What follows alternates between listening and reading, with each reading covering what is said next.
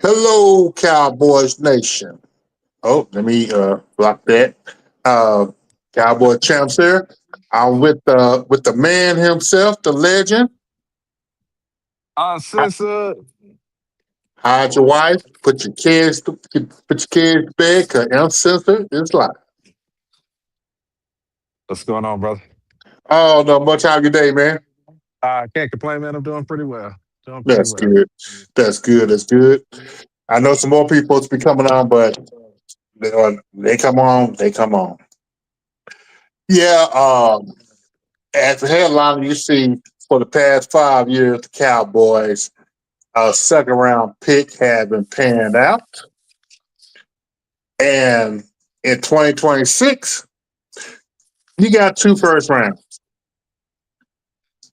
So for one, you traded away your best player because he was a diva. And then plus, also you got to blame the front office for not drafting properly and right and keep switching defensive schemes. So Uh, that's where we at right now. Uh, hey, can you bring up the second round picks from 21 to 25? Uh, yeah, you have to give me a second. Okay, no, whatever. But some of the lists of from 21 to 25, I'm not gonna count 2020. But for 21, 25, those players should be foundation of this team right now. If they knew how to draft. All right, so Yeah. they drafted Kelvin Joseph 2021. Boss man Fat, who's in prison right now. Uh, Donovan. They got Tyler Smith. Tyler Smith, he at first I thought that was gonna be a bad pick, but it panned out. Wait a minute, no, Tyler Smith, I thought he was the first round pick. I thought he was the first. Yeah, this list is wrong. What the hell? Yeah, no, Tyler Smith was the first round pick. Yeah, he was the first round. Hold on. Was it James? No, Tolbert was a third round pick. I know Schoonmaker. All Uh, right, so all right, 2021 was Kelvin Joseph. Then 2022 was Sam Williams. And 2023 was Schoolmaker. 2024 was Nealon. And 2025 was Ezraku. there's a Raku. Okay, a tight end, two defensive tackles. I'm sorry, two defensive ends and a cornerback. I mean, an argument can be made that we haven't had a long term success from a second round pick since D Law in 2014. Yeah, I mean, we had and Randy Gregory. He couldn't keep his head out of trouble out of the for so long. weed, We out of had the weed. Jalen Smith with his knee problems. He had a couple of good seasons. Uh, we had Cheeto Awuzie. Yeah, he was decent with the Bengals. Then we had Connor Williams. He was all right. He was Connor, all right. he started somewhere, ain't he? Yeah, I think so. Then we had Tristan Hill. Oh man, that broke my heart. I thought Tristan Hill would come in and Then do good. then Trash. we had the one hit wonder Trayvon Diggs in 2020. He only really had one good season with us. Yeah, 'cause he had that period.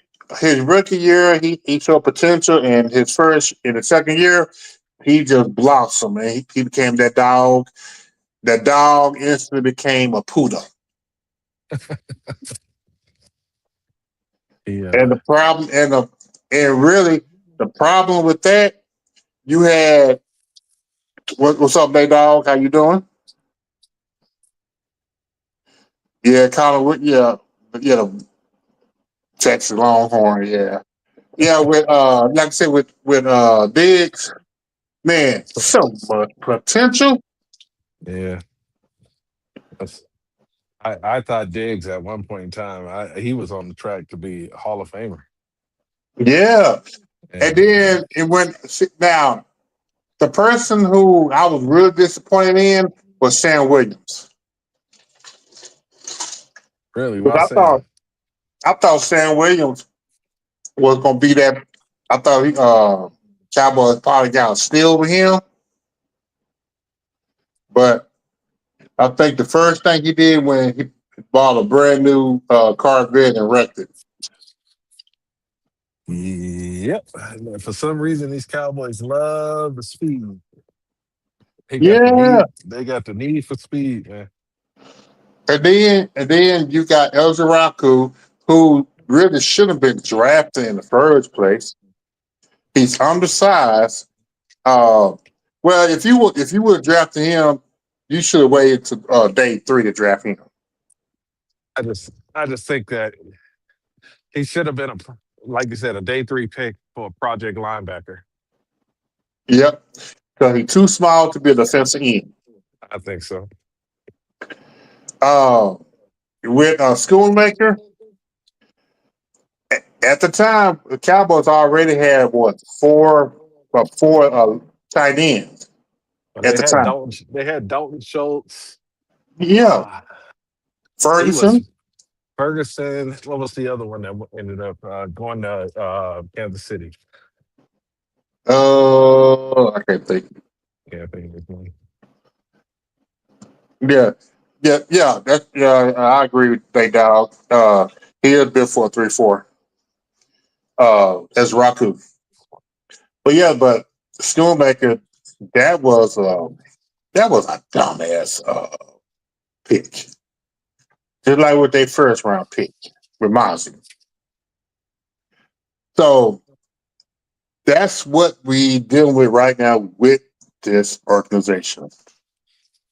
And I know I could be talking about John Harbaugh being the head coach of the Giants. But it don't matter who we bring in here. If the front office cannot get their asses out of the way, either hire a real GM or hire a strong-minded head coach who has a proven winning track to pick his own players. Hey, I'll be right back. Okay. Yeah, to pick his own players. Oh, hold on. Let me get the link real quick. Give me a second.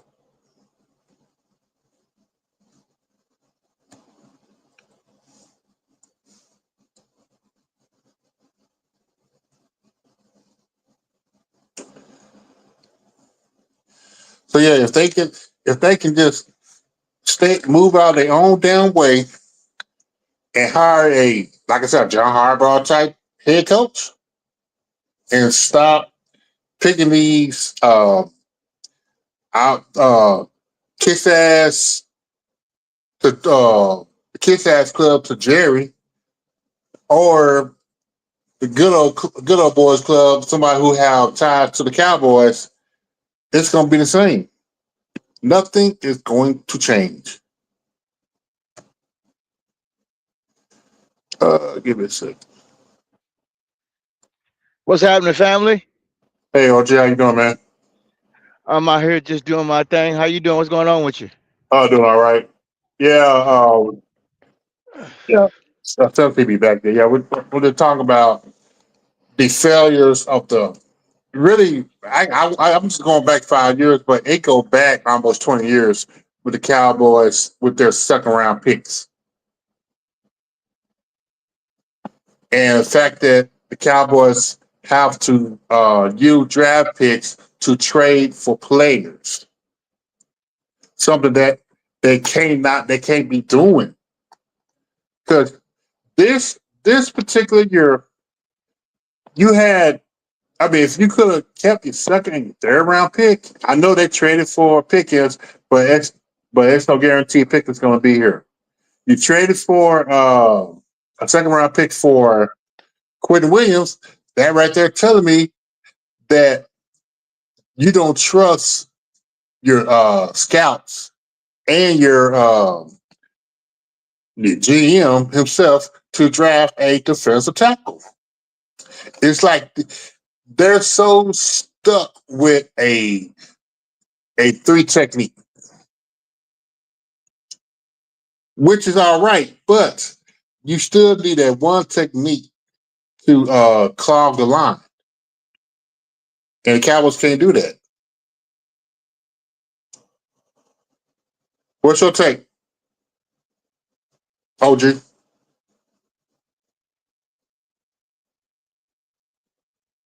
Hey, OG, you there? I guess he'd be back. Okay. But besides that, I just been looking at this coaching carousel. You got Leonard from Denver. Cowboys interviewing the Eagles secondary coach.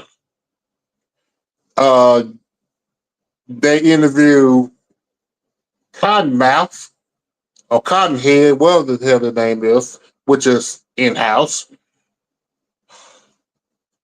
Not impressed, man. Not impressed at all. Do you know that the Cowboys defense for the past 4 years have led NFL in scoring close to scoring defense? I'm talking about giving up points. Hey, Day Dog, if you're there, bring up the stats for the Cowboys defense from 21, 22.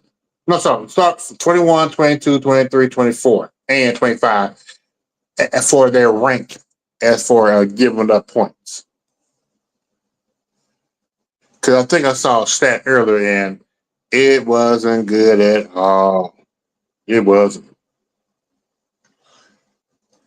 And I'm at to a point now. If they can't get this right as far as y'all eating, man, okay, that's fine. Okay, that's good, but I'll be on for a minute. So y'all with the fam, okay. Well, I'm at a location I can't disclose right now. But if the Cowboys can't get this right, especially picking up the right defense coordinator, it really don't matter because you still got Shoddy there. And I still can't see why people are giving Shoddy so much props. Just because the Cowboys had a 4,000-yard quarterback, 2,000-yard wide receiver, and a running back who barely got over 1,000 yards. What that mean? With a 32nd ranked defense, they're at home. And here's another thing, another scenario. Think about the Baltimore Ravens. Yeah, I know you think that with Lamar Jackson and the running back, I can't think of his name right now. The Ravens, for years, they had the reputation of being a tough physical team. They put so much emphasis on Lamar Jackson, I guess, to help him out to be a passer. I don't know, but they failed to boost up the defense, and the defense is the one that put them every year into the AFC conference game. Yeah, Derrick Henry, man. Thanks. Yeah, they defense used to be feared. It used to be the most feared in the NFL. But that's what you get when you start changing your philosophy. Instead of continuing to doing what you were doing that will put you in different places to be successful, you start going out of your way and try to create something that's not there.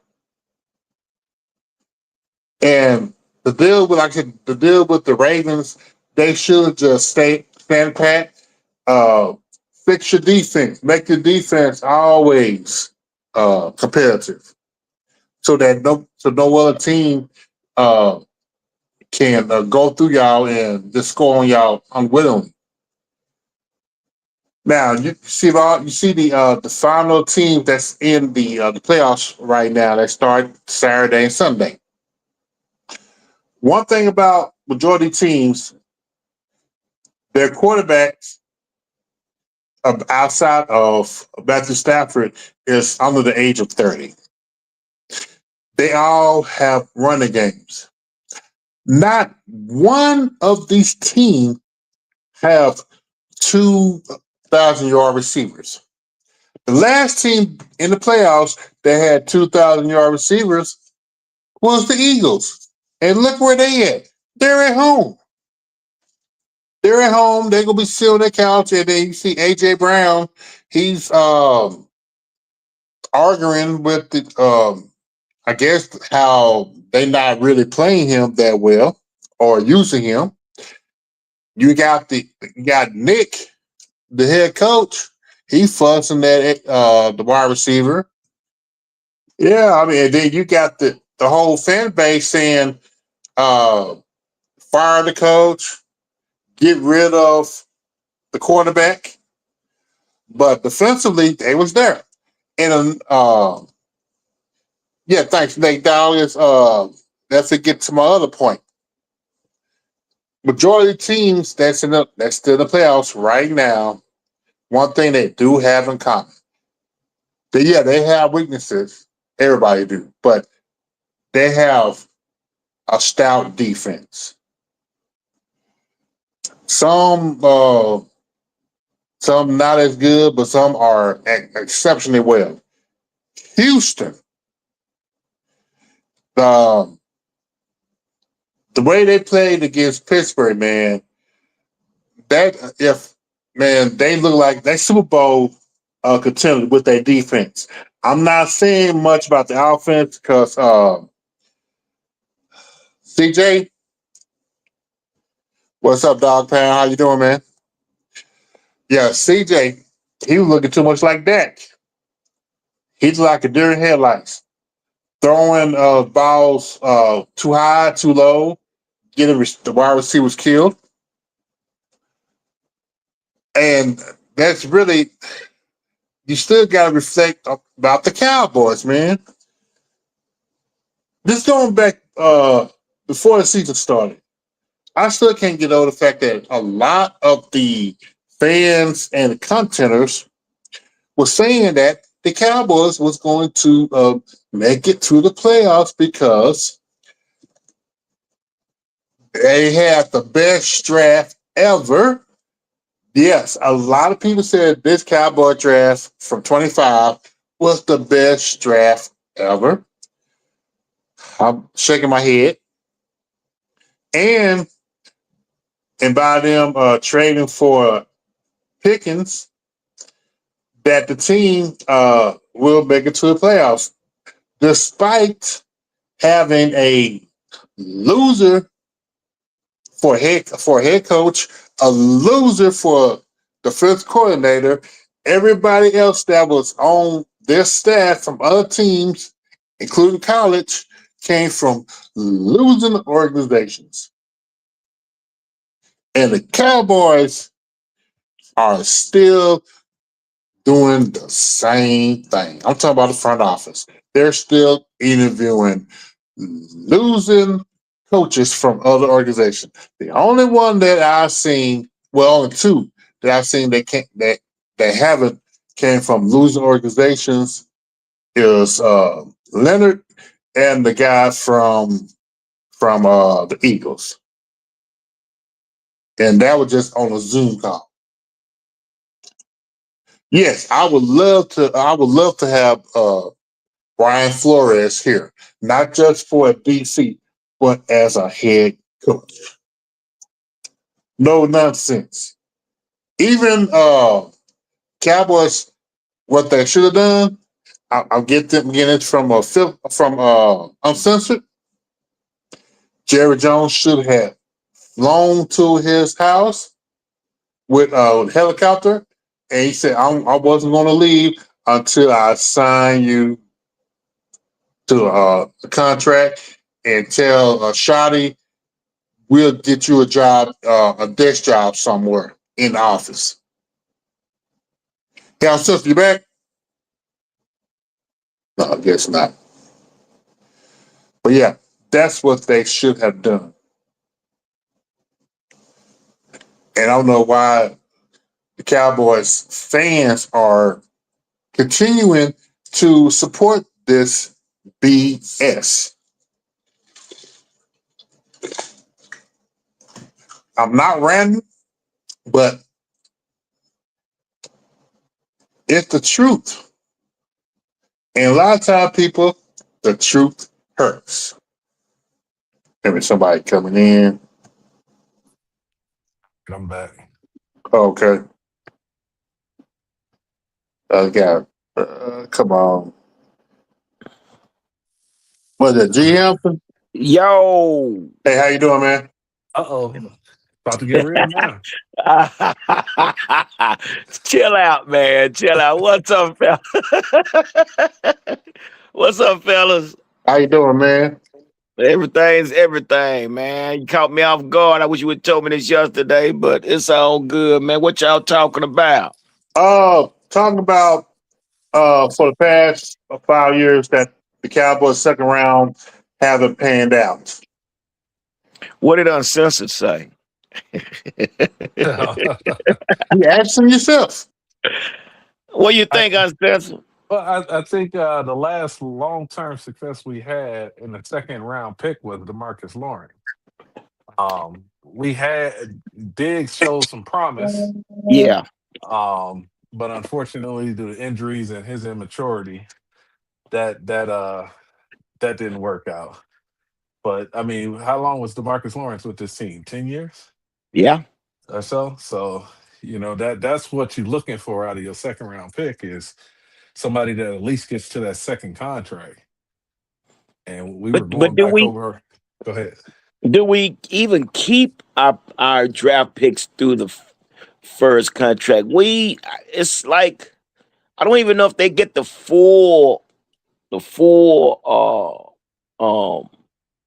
experience.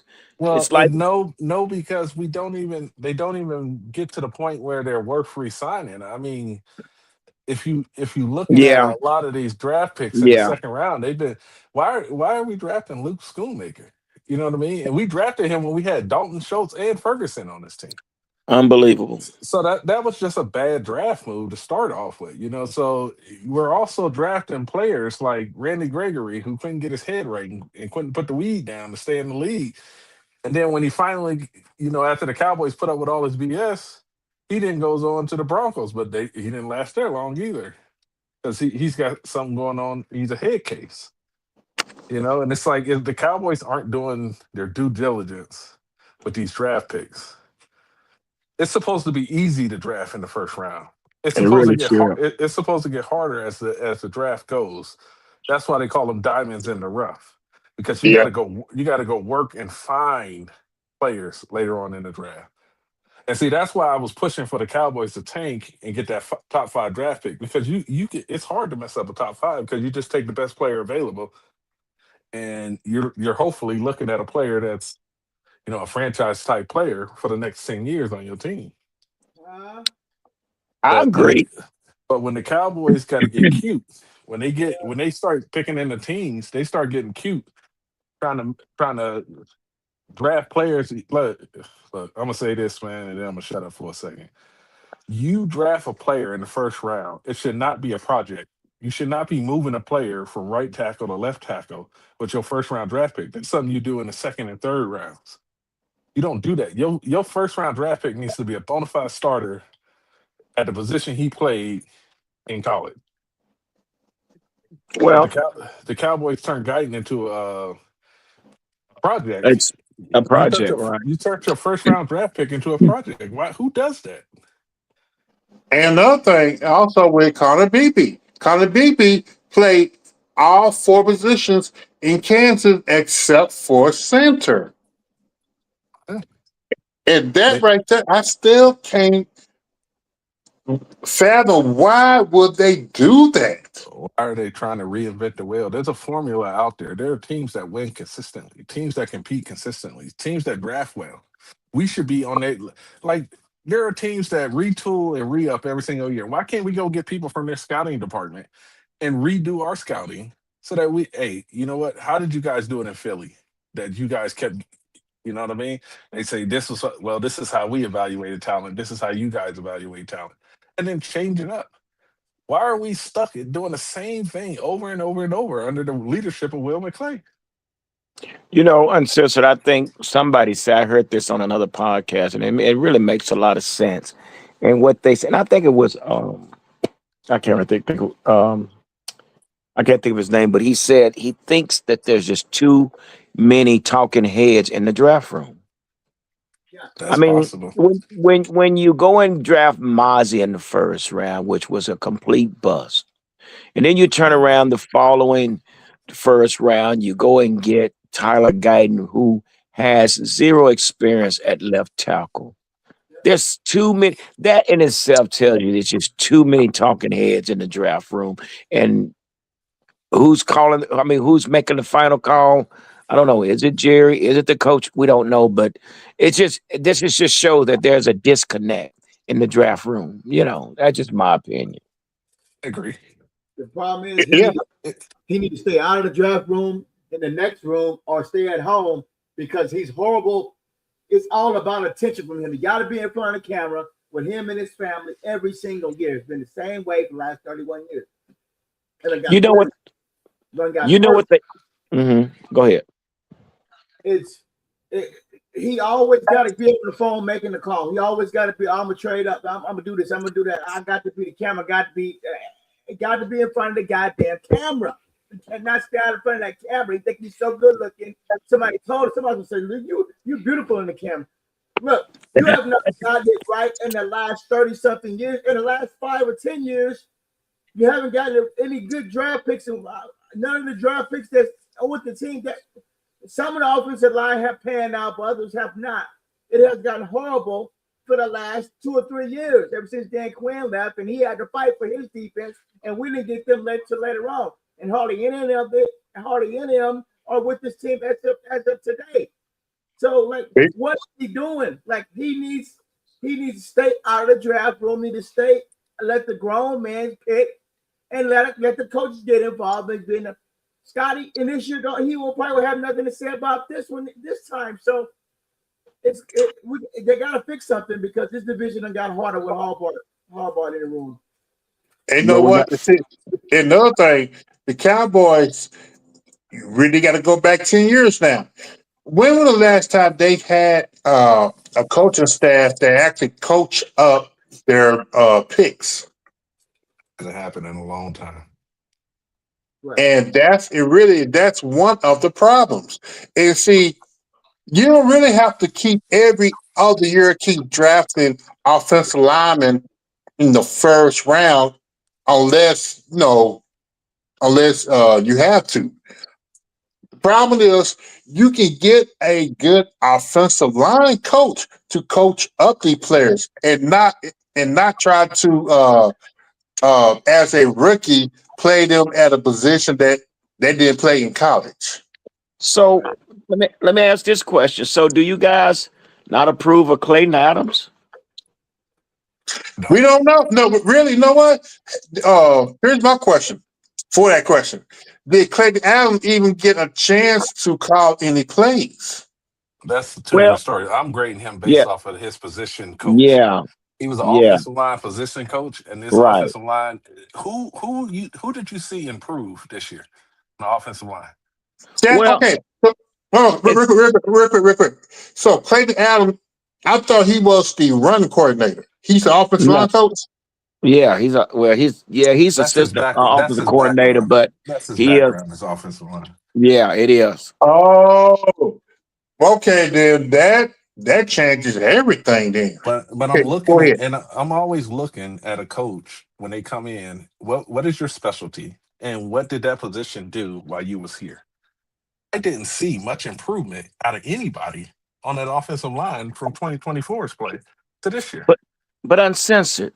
We move from the zone blocking to pulling. I mean that's an improvement, man. To me, I think that's an improvement from what we've been seeing in the past. The zone blocking, and we've been doing over the last 4 to 5 years. So this was something different to me because I like seeing Tyler Smith pull around the outside. I like to see the trap blocks, in which it actually opened up the door for Javonte Williams to get over 1,000 yards. So, I mean, it's not the But best. did Rico not get 1,000 yards last year? Well, yeah, he got 1,000 yards as So well. this is what happened this year. They dressed the ugly girl up in a different dress, and it's the same ugly girl. I'm pretty sure, and somebody can double check this. We got close to the same amount of rushing yards that we got last year. It wasn't that big of an improvement, and we did But that, here, and we So, got those rushing yards starting Cooper Rush, where so, teams weren't afraid of Cooper Rush. They were in the box more with Cooper Rush. They wasn't afraid of Cooper Rush going on them. You didn't so have Pickens on the outside opening up the middle of the field. do you not think the rushing for 1,000 yards is a big deal? Not in a oh 17-game season. That's like no, 60. What is no, that? 60 yards or something a game? yeah, the I think the standard is you got to have at least 1,500 yards. I think 15 is a lot, but I would be happy with 12 to 1,300. I think Right. that would be decent. I Well, mean, this is but a standard. Averaging 100 a game is the standard, but you're not going to be able to do that. but You know, okay. teams want to get a running back that rush for about 100 yards a game. That's what they aim for. But what we got to remember too, you also have 2,000 yard receivers, so it looks more like balance to me. So I mean, Emmitt Smith did it. I mean, Troy Aikman didn't have to throw the But ball a lot, and Emmitt didn't have to run a lot. you're looking at it the wrong way. How many yards did all the receivers get last year? How many yards did all the receivers get this year? Because if you're taking sugar out of one pot and putting it into another pot, as long as you eat both pots, you still eat the same amount of sugar. So Dak Prescott was down last year halfway through the season. How many yards did this offense get passing between Dak Prescott and Cooper Rush? Because they got 7 games last year, and they got 7 games this year. 7 games, half a season with Dak, 7 games with a full season of Dak. You got 1,000-yard rushing without what's his name at coaching the offensive line, and then you get 1,000-yard running back with him coaching the offensive line. Nothing changed. It's the exact same year as last year. Dak Prescott was here for the full year. Well, we didn't have 2,000 yard receivers last year. Yeah, but it got Yeah, you the exact but same. see, But if you look at the playoffs, how many teams in the playoffs right now got 2,000-yard receivers? none. And you talking about teams with Puka Nacua and Devontae Adams? They didn't do it, and they're considered favorites. Right. You got Jackson Smith and Jigba up in Seattle leading the league. What do you got? 1,100 yards? And what's Something that like other that? young they got? He's pretty good too. That But rookie they got. you got teams loaded up with what? I'm telling you, this is not the formula to win. The formula to win is you have a stud number 1, a decent number 2, a stud running back, and a hellified defense. That's how you consistently compete, because your offense is going to stutter. When Tennessee, when CJ Stroud kept fumbling the ball, what did that defense You do? mean Houston? Yeah, Yeah. that's what I'm saying. What did that defense do? That defense stopped them every single time, forced them to a field goal every time they got the ball. Yeah, That defense held it down and scored 2 touchdowns to bail out CJ Stroud when CJ Stroud played bad. You got to build I keep telling people the best weapon you can give Dak Prescott is an opportunistic, rifling, smothering defense, because it's going to give him the ball with a short field. And if you make a mistake, they can hold it to 3 instead of 7. Did we think when Dak Prescott did an interception this year, did we think that defense could hold him to 7? I mean, the 3? you talk No. about No, this defense is trash, man. That's what I'm saying. But if you could have got this defense closer to the Broncos defense or closer to the Texans defense to where, hey, you know what? You picked off our quarterback, but we about to come back. We about to get the ball back. And if we don't get the ball back, you ain't getting the first down. So You basically, want what you're saying is Dak Prescott, you got to shorten the field for Dak Prescott because he's so horrible in the red zone or throwing the ball and well, getting there, the receivers. we've had a secret. We've had a secret. We've had a secret untalked about problem with red zone efficiency. It's Dating all the way terrible. back to Garrett. For some reason, they get into the red zone and they try to get cute. And when you in the red zone, that's bully ball. That there's no backing off 10 yards off the wide receiver. There's no deep crossers and stuff like that. No, you Everybody's on top of each other.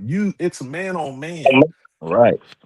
And you got We fail. a finesse sorry team that's built off of cute shit. And when it gets nasty in that 5 yard line, they don't know how to play bully ball. No. You don't have dogs on that offensive line. You got guys that play well between the 20s. But when it gets tight inside those 20s, they can't push nobody around. So who are we blaming? Are we blaming Dak? Or are we blaming the play caller? Every player, and every coach and every executive. This is 30 years, brother. It's not just one player. This is 30 years of mediocre drafting, mediocre coaching, mediocre leadership, mediocre executive. This is a 30-year problem that is systemic to the Cowboys. There's no one answer. And you know what you're gonna see when Harbaugh stepped into the Giants, you're gonna see him right in front of the draft room, controlling the draft room, doing his fucking thing, picking his players, making his team better for the next 5 years. And I bet you they make to the playoffs in 26. But that's where he is.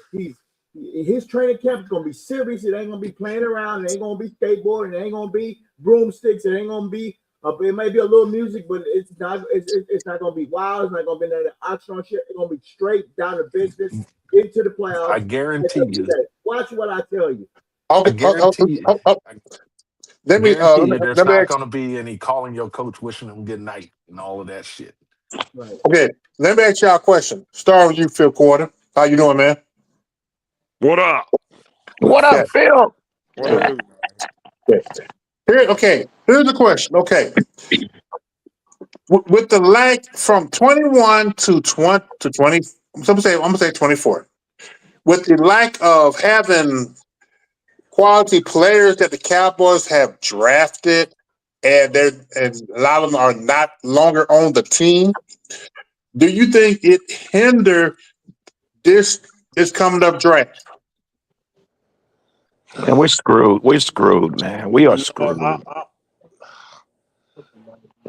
No, because when you look around the league, and oh man, that kind of a good question. Because I want to look at the last 4 or 5 Super Bowls and see where those teams built from the ground up, and not just in and out 1-year players. That's what I really want to just like. My pet peeve, man.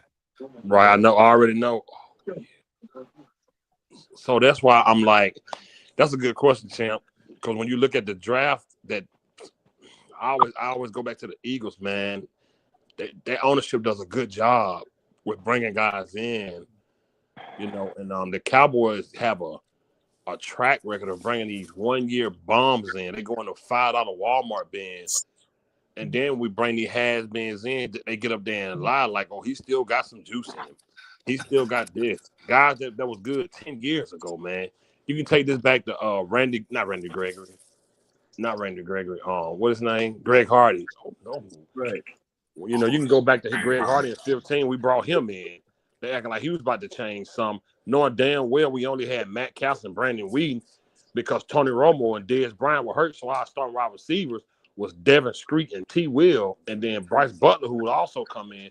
But Jerry got up there and saying, like, oh, Greg Hardy going to do this.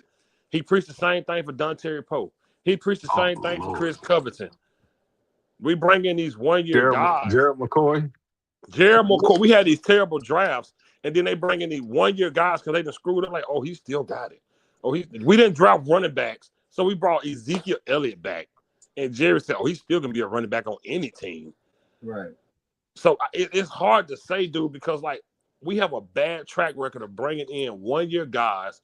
You can't build no team around these has-beens, these old men. So I don't know, man, because you got to think about it. When you look at the Super Bowl teams in the last 5 years, they built the Kansas City Chiefs. They built the Philadelphia Eagles. They've been to 3 Super Bowls. They went to one with Nick Foles and them, and Jalen Hurts went to 2. Yeah. Off a team that they built. The core of the team has been, even when they bring in new guys like we do, they signed them, not 1 year guy. They didn't bring in A.J. Brown for 1 year. Right. They didn't bring in these guys. Even when they brought in a new center to replace Kelsey, they won a Super Bowl without Kelsey. Look, which a lot of people label one of the best centers. They won one without him. You know what I'm saying? Like, so when they bring in guys, they bring them in for the long haul. We go to the nursing home and say, who's the last guy y'all brought in? Give me him. Right. We go to the nursing home and get these guys. So it do hurt, champ. It hurt because we draft poorly and then we try to make up for it with these has-beens. It's always been like this. When we mess up on the draft, we like, damn, who can we bring in? We should have drafted this. It hurts us in the long run when we don't draft quality players early, and 3-4 years down the line, we like, oh crap, we should have did this. Look when we brought Gilly in. Look when we brought Gilly in. Look when we brought T.Y. Hilton in. Fan base wanted Gilly back. He didn't even play this season. You know what I'm saying? Like, look when we bring these guys in, man. Shout out to my dog Corner, love him to death. But we brought in a trash linebacker, Rashawn Evans. Corner said he about to change the defense. Right. Kenneth Murray, Sam Burn, like look at these guys we bring in. We brought in has-been Bennett, Elam. Elam. We brought in Hooker. Corner said Solomon Thomas, whatever his name, the defensive front dude. Corner said he was gonna change the front. Washed up. And the whole corner in the chat, because that's my dog, that's my brother. He know it. But Jerry does this. He make us think that, oh man, this guy used to be this guy over here, this team. He did this over here. What the hell that mean? He's a has-been. He's gone. If he still did that, they would have kept him. So it do hurt us, champ, because we draft poorly. It's hit or miss. They always try to go back to the Parsons like they wanted to draft him in the first place. No, they didn't. They wanted C.J. Horn or Pat Surtain, but they ran their mouth about it. You can go back and forth as you want, bro. It always hurts us because we draft poorly. You got to change. You got to get Will McClay out of there. I hate the Houston Texans. I hate he turned that deal down when they wanted to make him the GM. I hate he didn't take it when they offered him that pitcher about 8 years ago, that position. I wish he would have took it, bro. It hurts us. We draft bad and it hurts us in the future. It never fails, man. And I'm going to tell you something right now. It has hindered us at the QB position. Right. Because when you don't draft a quality backup, or when you don't bring a quality backup in, you have a record like that when your main quarterback go down. Yeah. When your main quarterback goes down, you have a record like that. And when your main quarterback goes down and you see that he might be injury prone, you do it like, oh yeah, we ain't bringing him back, like you did with Dak and the Dak and Tony Romo thing. Right. You know what I'm saying? When you don't draft it, you waste time with Trey Lance. Why did you bring that kid in here? You hindered 2 years of his life that he could have grown as a quarterback and learned somewhere in a system. Now you got Joe Milton, who be out there at practice turning backflips instead of learning how to not throw shotgun passes every time. The dude got a cannon. Wasted more talent. Mingo, why did you do that? That could have been another. We could have drafted anything right there. Right. They always. I don't mean to go long, champ, but they always do stuff. No. They always do stuff that hinder us down the line. So yes, champ, it does hurt us down the line when we draft. Whether 3-4 years, it always hurt us. And you gave away picks. You gave away picks. Jay Hampton, this for you. Okay, go ahead. Okay. GM, you there? I'm here, man. Okay. Cowboys, 12 pick. No, they got 12 pick.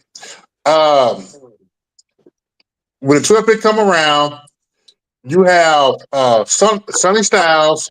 You have what's the other linebacker from Ohio State? Reese. You got Reese. and you have a quarterback at those three, knowing what you know, what the Cowboy need, who you picking? Well, personally, man, if it was me, I'm giving Dak some competition, man. But because it's not me, this is something Jerry will not do. Because we got to think about it, man. Dak is 32 years old, dude. And when was the last time we even drafted a first round draft pick quarterback? 30 Troy. years ago. Right. So, this is what's good. I would think would be great competition because I understand we're gonna owe Dak what $74 million, a fourth rounder. We owe $74 million, and it has gotten us absolutely nothing. But Right. this is what we have to deal with because Jerry falls in love with his players, and he wants to reward them without even, no hardware. But again, this is where we are. That's neither here or there. But that's where I would go, man. If it's me, it's time to because we got to figure out what direction we're going in. We got this 32-year-old quarterback. We got a couple of young players. We got a bunch of old players. What will be our identity? That's the question. What will be our identity? What type of team will we be? Are we continue trying to mix the pieces together? Or are we going to say, let's bring in these young players and start coaching up these young players and allow these young players to get acclimated to the organization, to the play call, and allow them to grow with the organization? Or we're going to continue to keep adding, like Phipps say, these one-year washed-up players and all this I don't know, this mix and matching type organization. I don't know, but personally, if it's me, if there's a good quarterback right there, I'll bring him in. I Okay. would. Okay, question for you, OG. Okay, off season. Of course, the question is, are the Cowboys going to re-sign Devontae Williams? Would you let him go and just see what you got with Blue and Marfa and draft a young running back with the third day, or will you just go ahead and sign Williams? I sign Williams back. I just rotate them three in. If they're gonna try to play the role and try to save Dak Prescott, he need all the help he can get, man. Running the ball constantly. That's if they stick to the plan. I'll just sign him back and rotate all through him and just try to run the ball constantly in 26 to cover up Dak Prescott flaws. They probably gonna franchise tag him and then sign Pickens. But I like I said, I'm with Fam. I'll draft a quarterback. I want to see how Beck play against in the championship game come next Monday. They gotta have somebody because they gotta have somebody. All the pieces are there except for Guyton. They gotta have somebody with good accuracy that could throw the ball out to the flats to these running backs. Williams has to secure that ball in 26 and to work on his fumbling issues. And they got to stay focused. They need all the pieces there on the offense. They need somebody to get them over the hump or bring in a quarterback. Man, we've just been too many years. But that's what I do. I'll sign Williams back and I'll keep it moving. Yeah. That's how I Okay. Okay. This is gonna be kind of hard for you. Okay? With all the coaches that the Cowboys have interviewed, do you think they already picked who they're going to bring in? No, I don't. I think that they actually have their eye on somebody that's in the playoffs right now, and they can't interview him until he's out of the play. I think they have their guy in mind, but since it's just time right now until their guy gets eliminated from the playoffs, they're just going through the motions, interviewing people, getting rid of the Rooney Rule interviews and all of that stuff. Mhm. Yeah. Okay, this is a question for everybody that's on the panel. Okay. Keep on there. Okay. Why in the fuck have the Cowboys been fucking up the second round pick, in your opinion? And get cute. The Cowboys have a problem with thinking that they're getting steals in the second round. Oh, he had a first round grade on him, but he was hurt. That's the type of mentality that they have when it comes to second round picks. Oh, he was a first round talent, but he got in trouble in school, so we're gonna take him in the second round instead. They get cute, man. Instead of just drafting players at the right position. A lot of times, man, you can't screw up the draft if you just take best player available. Just Same take the best question for player. you. Just Oh, sorry. take the best player available. Walk and move on and get the next thing. And sooner or later, you'll have enough good players on the team that then you go out and you fill in the holes in free agency. Same question for you, Phil. I'm with Ancestor. You know, you see potential in guys and you feel like you got Diggs and you got Randy Gregory and things like that. But overall, bro, just about Will McClay. He's bad. He's not good at his job. Sam Williams. I mean, he's not good at his Izaraku. He's not good at his job, man.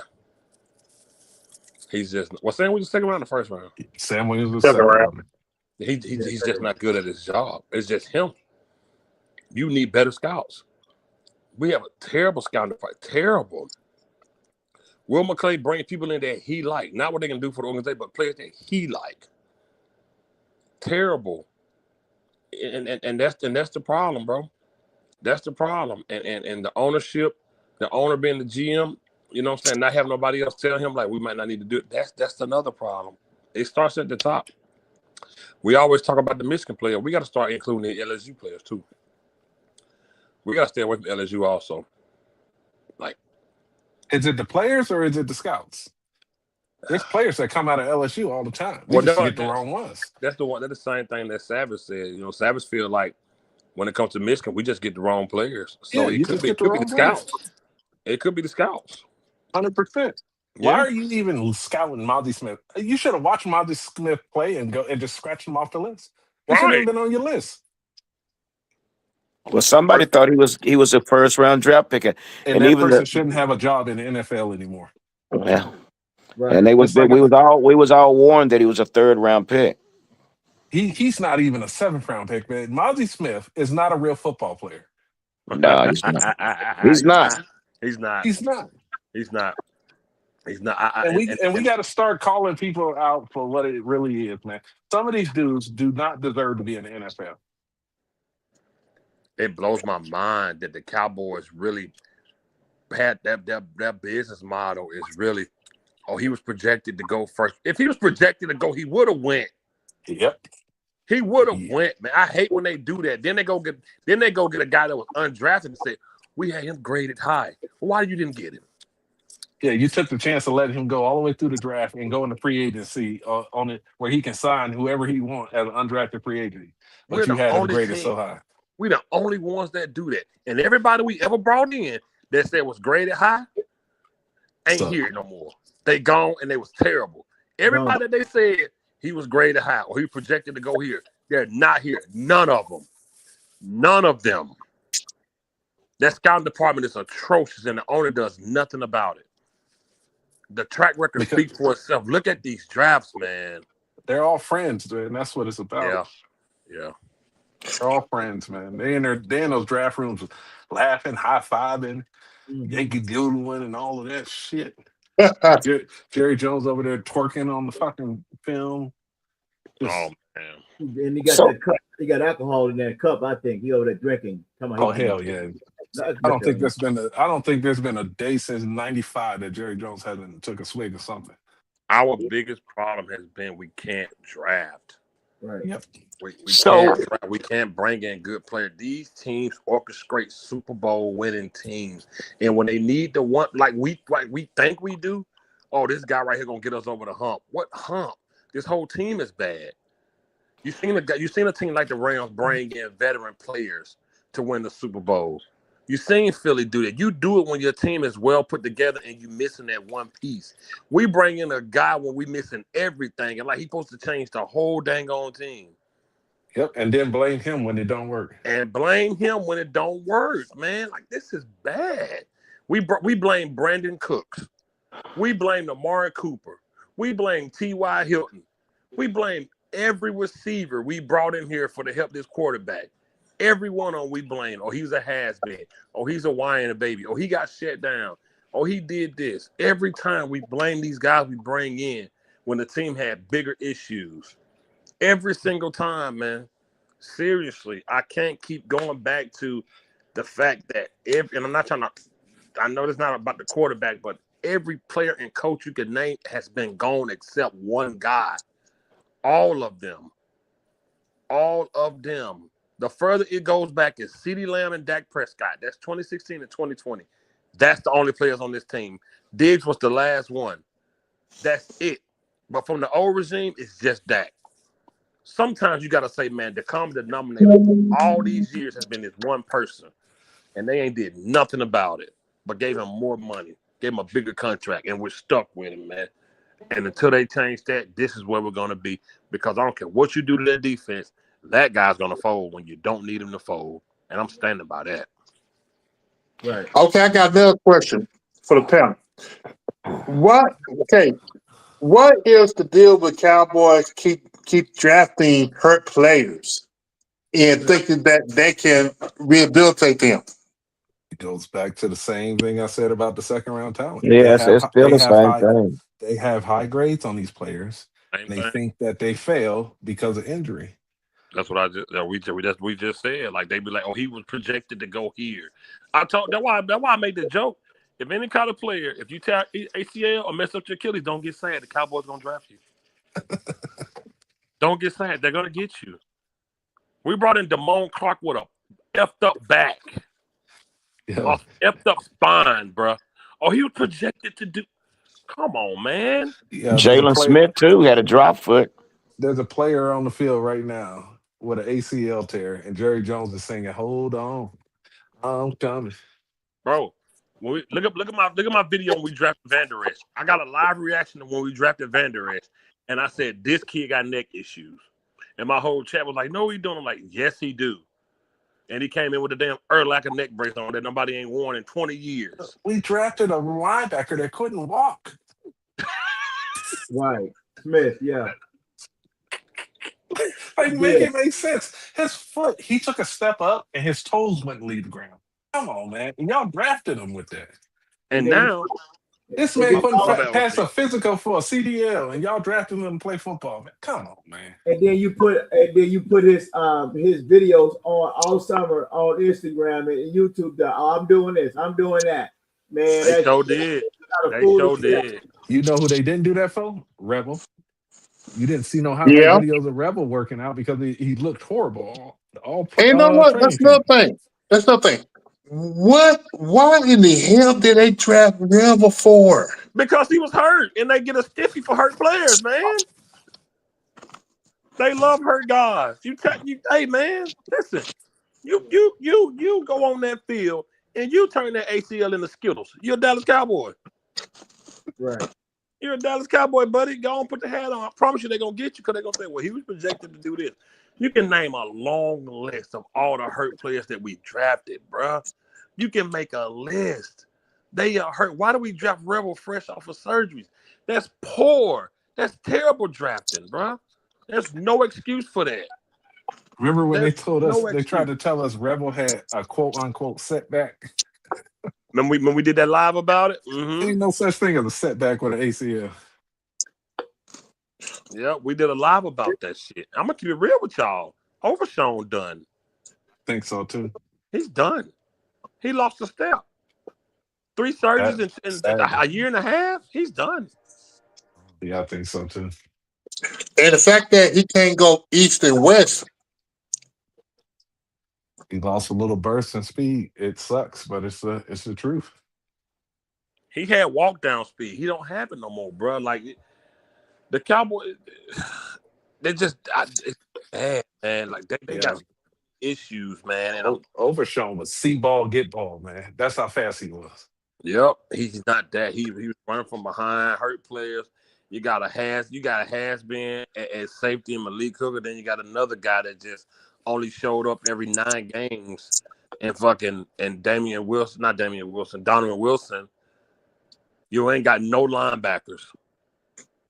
You have no linebackers. So, and we are, you know what? Let me just say this real quick. And I hear what everybody's saying. We're bashing the hell out of the Cowboys. We're bashing them because they suck. We've been But going through this for the is it last. bashing or just Yeah, speaking the no, truth? no. I mean, it's criticism. Criticism is bashing, and it's fine because we're fans. We're fanatics about our Cowboys, and we're all forcing our opinion. So here we are. But I have a question for everybody. So knowing that we are where we are, where do we go? How do you turn this around? And I understand it's nothing you can do with Jerry Jones. Jerry Jones is who it is. But with what the cards do you got that you have been dealt? How do you pull off at least a 12-win season? What is it going to take? number one, let me go first. Number one, you have to hire the right defense coordinator. You got to let him bring in his people. Jerry, Steven, they don't need to be get in the way, stick their nose in it. Let whoever it is, let this person be credible that he had a system that can change a defense within 2 years. Another thing, Schottenheimer, I wish he can go, but he's gonna have to run the. I know we got maybe one more year of, or maybe 1 or 2 years of Dak, but they're gonna have to play Dak like he did his rookie year. They got to do a pitch count. He got to be a dink and dunk, hand the ball off. You have to run the ball at least 50% of the time when you have a Dak Prescott type quarterback. Now y'all go ahead. Man, I ain't even gonna lie to you, man. You have to respect. I don't care about 12. I've seen that shit years in a row. Our question need to be: what can we do to get to at least an NFC championship and probably advance, man? Okay, yeah, that's true too. We've seen the 12 years. I mean, the 12 wins 3 years in a Right, row. right. We've seen that. We've seen 13-3, 12-4, 12-5. I've seen that. I'm not impressed by that no more. With this quarterback, I don't need to see another 12-win season and we go home. I need him to advance further. He's never advanced with 10 years of experience. I need to see more than that. I'm done with these regular season banners, man. I'm done with it. But see, you said that, Phil. You said that, we changed every player but the quarterback. So that's why I didn't even put the Super Bowl out there, because it sounds as if Dak can't get us there. So I'm just saying a winning regular season to maybe to lead us to the postseason. So, I think we all can agree we don't think that Dak can get us to the Super Bowl, but at least a winning season. Because again, guys, we got a lot of work to do. We done missed we done missed our window of opportunity. We have. What's your goal with just getting a winning season? Just to feel good? What? So let me ask you this then, sis. Do you actually think we can get a Super Bowl next season? I mean, be honest. I don't think you can get a Super Bowl with Dak Prescott or Shotty. Okay, that's why I'm keeping it a buck. But so that's why I'm keeping it a buck. So why would I put it? Why would I put it out there as a Super Bowl, knowing that we're not going to get a Super Bowl? So I would rather you suck during those years and accumulate talent, so that when you move on from Dak Prescott, you got a core talent group on this team that is strong enough to carry a rookie quarterback and a different head coach. Because if you're going to constantly draft 17, 18, 19, 20, you're going to end up with a whole bunch of busts because this draft team can't draft. But if you're in the top 10 in the draft, it's hard to miss there. Okay. Like, That's a good like answer. people, there's no difference for me. I'm just speaking for me personally.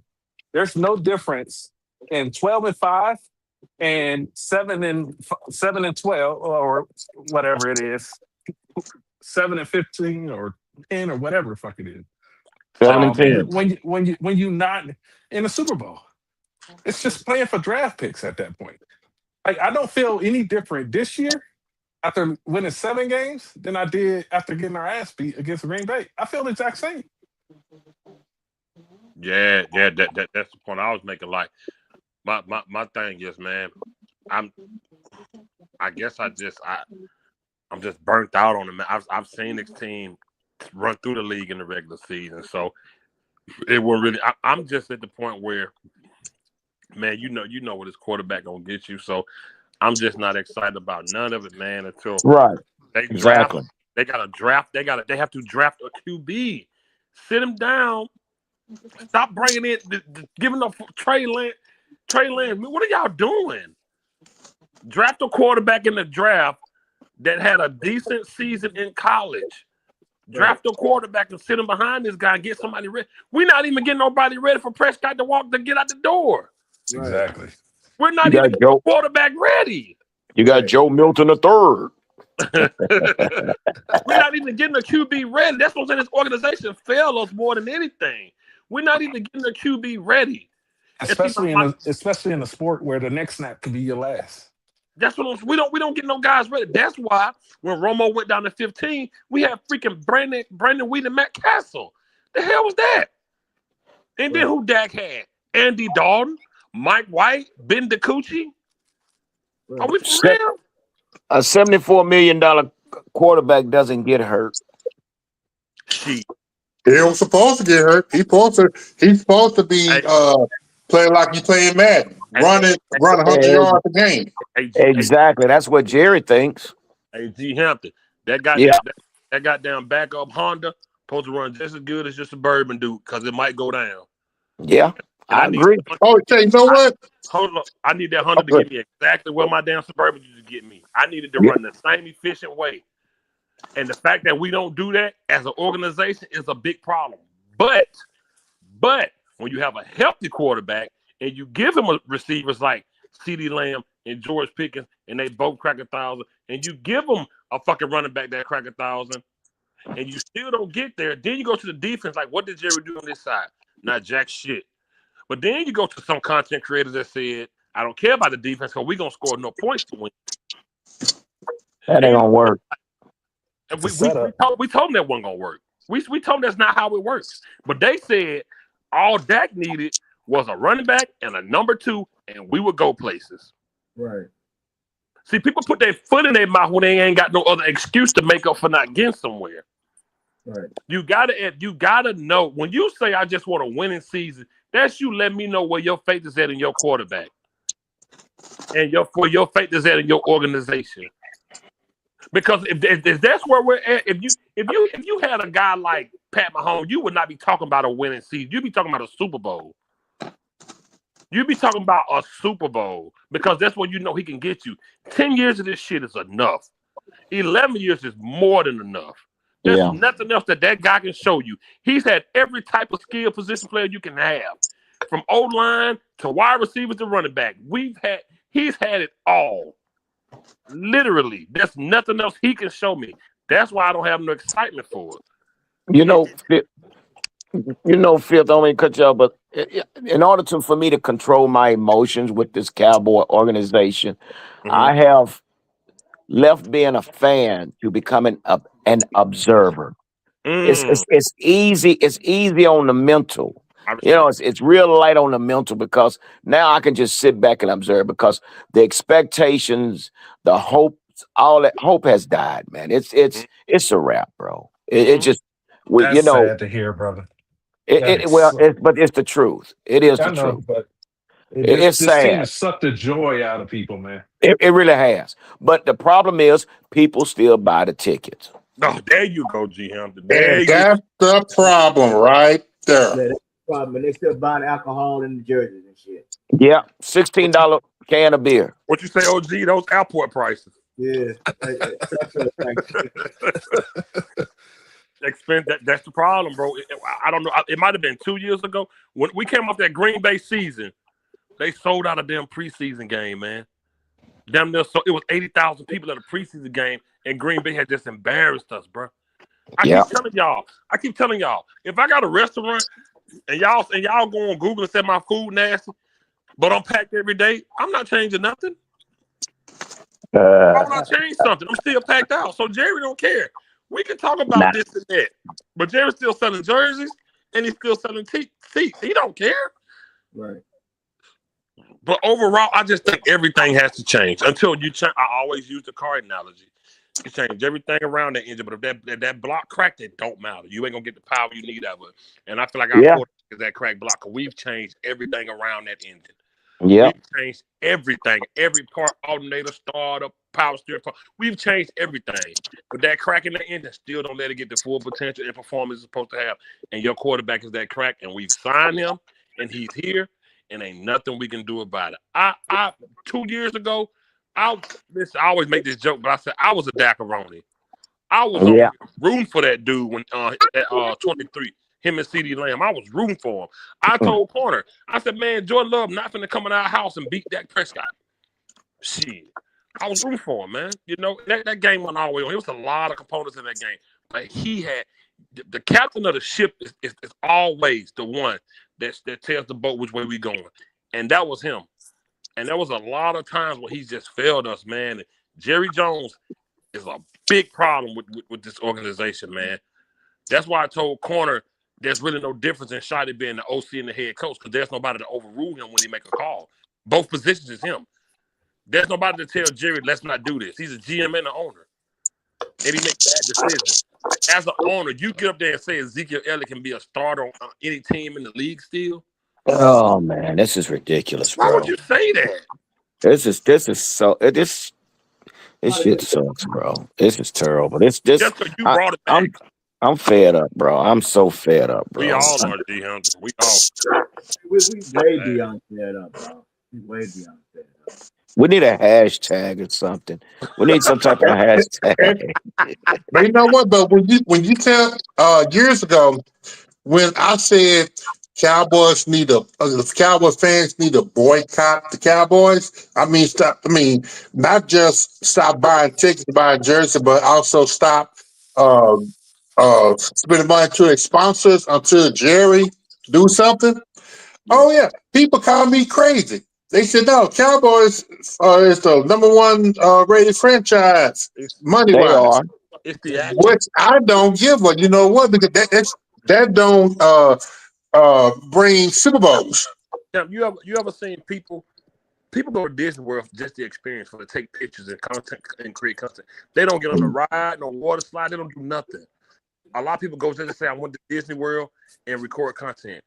People go to that stadium to say I went to AT&T Stadium and record content in there. They don't give a damn, bro. They not in it for like them fans where they put them brown paper bags on their head. They not there for that. They want to show you that they paid $17 for something to eat or drink. They want to show you. They want to show you the receipt for content. Jerry has turned that into a playpen for real. Yeah. It's a business. And you know what? And remember when the reporter asked Jerry, "Are you going to let Shotty hire his DC?" And I remember what Jerry said. Trump said he's taking over Venezuela. He's such an idiot. Jerry's an idiot. Yeah, he said that. He said I'm running. I'm running Venezuela. That's what he said. Yeah. Man. Yeah, he's an idiot. Yeah. He's an idiot. He's such an idiot. This shit's sad. It's Broadway. This man, listen, man. He's put this thing in such a hole that I don't know what you could do to get him out of it, because once you fix one area, we've got, oh damn, we still messed up over here too. Man, me and Uncensored told these guys, all of us, me and Uncensored Champ, we told them, bro, that getting that number 2 ain't gonna help, bro. This defense is bad. What they say, I don't care about the defense. We're gonna score no points to win. We're like, bro, that's not gonna work. So is it fair to the players on defense to bring this old trash ass coordinating. I mean, come on, man. I mean, that's not fair to the players. But this damn trash ass, he was worse than Mike Nolan. This dude was worse than Mike Nolan. He gave up 511 points. And Oh, the day he got hired. the bell never went off at 200 points.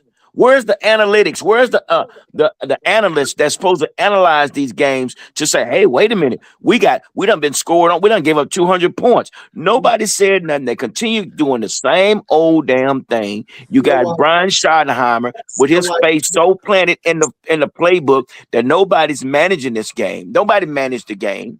We go with 3 timeout in halftime because nobody managed to even use the timeout. Then it's 2 minutes left in the half, and we don't have timeout. That's so we got problems. We got problems. I'm gonna tell you why he did that. He brought him in there, Matt, to cover up Scotty. He needed somebody to blame because Scotty was the first. He ain't got no fucking experience at all. Not one head coaching on his resume. None. That was a bad move. For the last fucking how long he's been there, none. They had no experience of taking control of the team. So what do? You go and you bring in this Matt dude who has a horrible defensive scheme. You need somebody to blame other than Scotty because he has no experience of head coaching. So when it all goes down on the defense, you don't look at Scotty and be like, oh well, shit, Scotty ain't the problem, but the defense is the problem. Okay, that's how Jerry is so masterminding and so good at manipulating. He set Matt up for failure, and that's a good thing that he did because he needed to cover his ass on Scotty, and that's how it played down. So when it went down, when it went down so bad, he got rid of Matt, and then nobody had looked at Scotty. And that's a great manipulation that he's been doing for the last 30 years. You got to read between the lines. And now who's gone now? Now Matt is gone, Scotty is left. And so now that's the same thing happened with Dan Quinn and Mike McCarthy. You got rid of Dan Quinn and you kept Mike McCarthy a year later. And guess what happened? You got fucked on that deal too. So Jerry's trying to cover up his fucking tracks. The last time that's what he's been doing. And now you see the inexperience of bringing a GM, a coach. He's a GM, an owner, and a fucking coach. And his experience of doing what he's doing for the last 30 years is catching up to his ass. But we have not we're not foolish. We're not dumb. We're seeing who is the puppet behind the shit. It's Jerry and his bullshit for the last 31 years. Making money and slinging rocks and getting paid behind closed doors is what he's doing. Yep. Yeah, well, fellas, I got to get out of here, man. I appreciate y'all having me on, man. But all right, man. We'll do something better. Good to hear from you guys, man. And Champ, appreciate you. Hopefully, we'll have something good to talk about when we get a defense coordinator. I have no idea. Take care of yourself, brother. Depending on who it is. All right.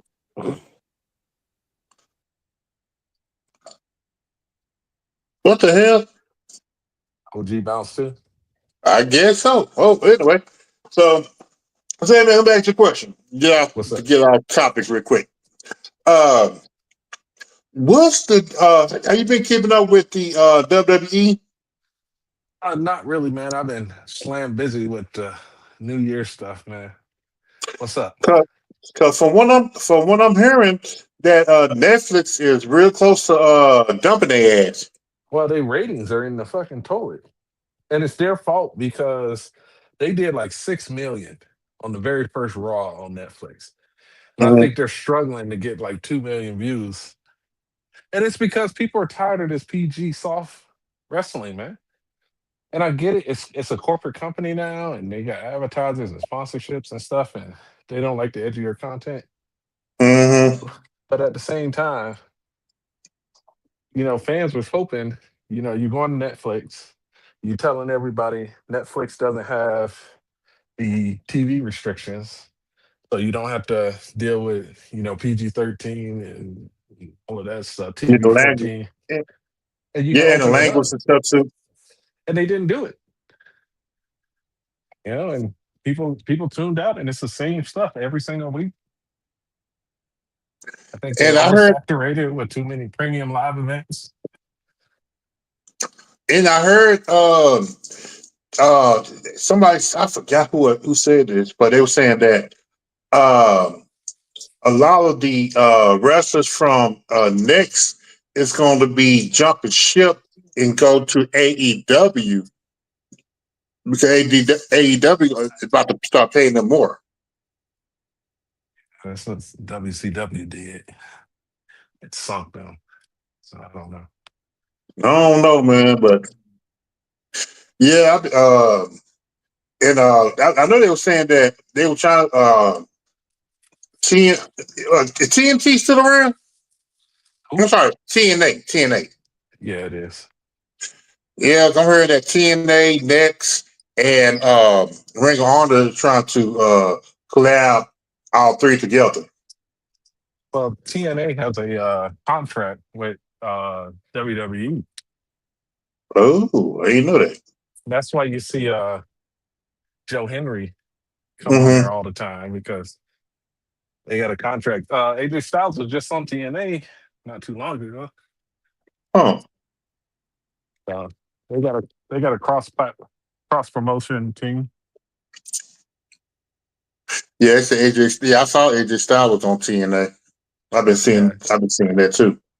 So, okay, let me ask you this: three people, Sonny Styles, Down, and the other linebacker. I forgot his name again.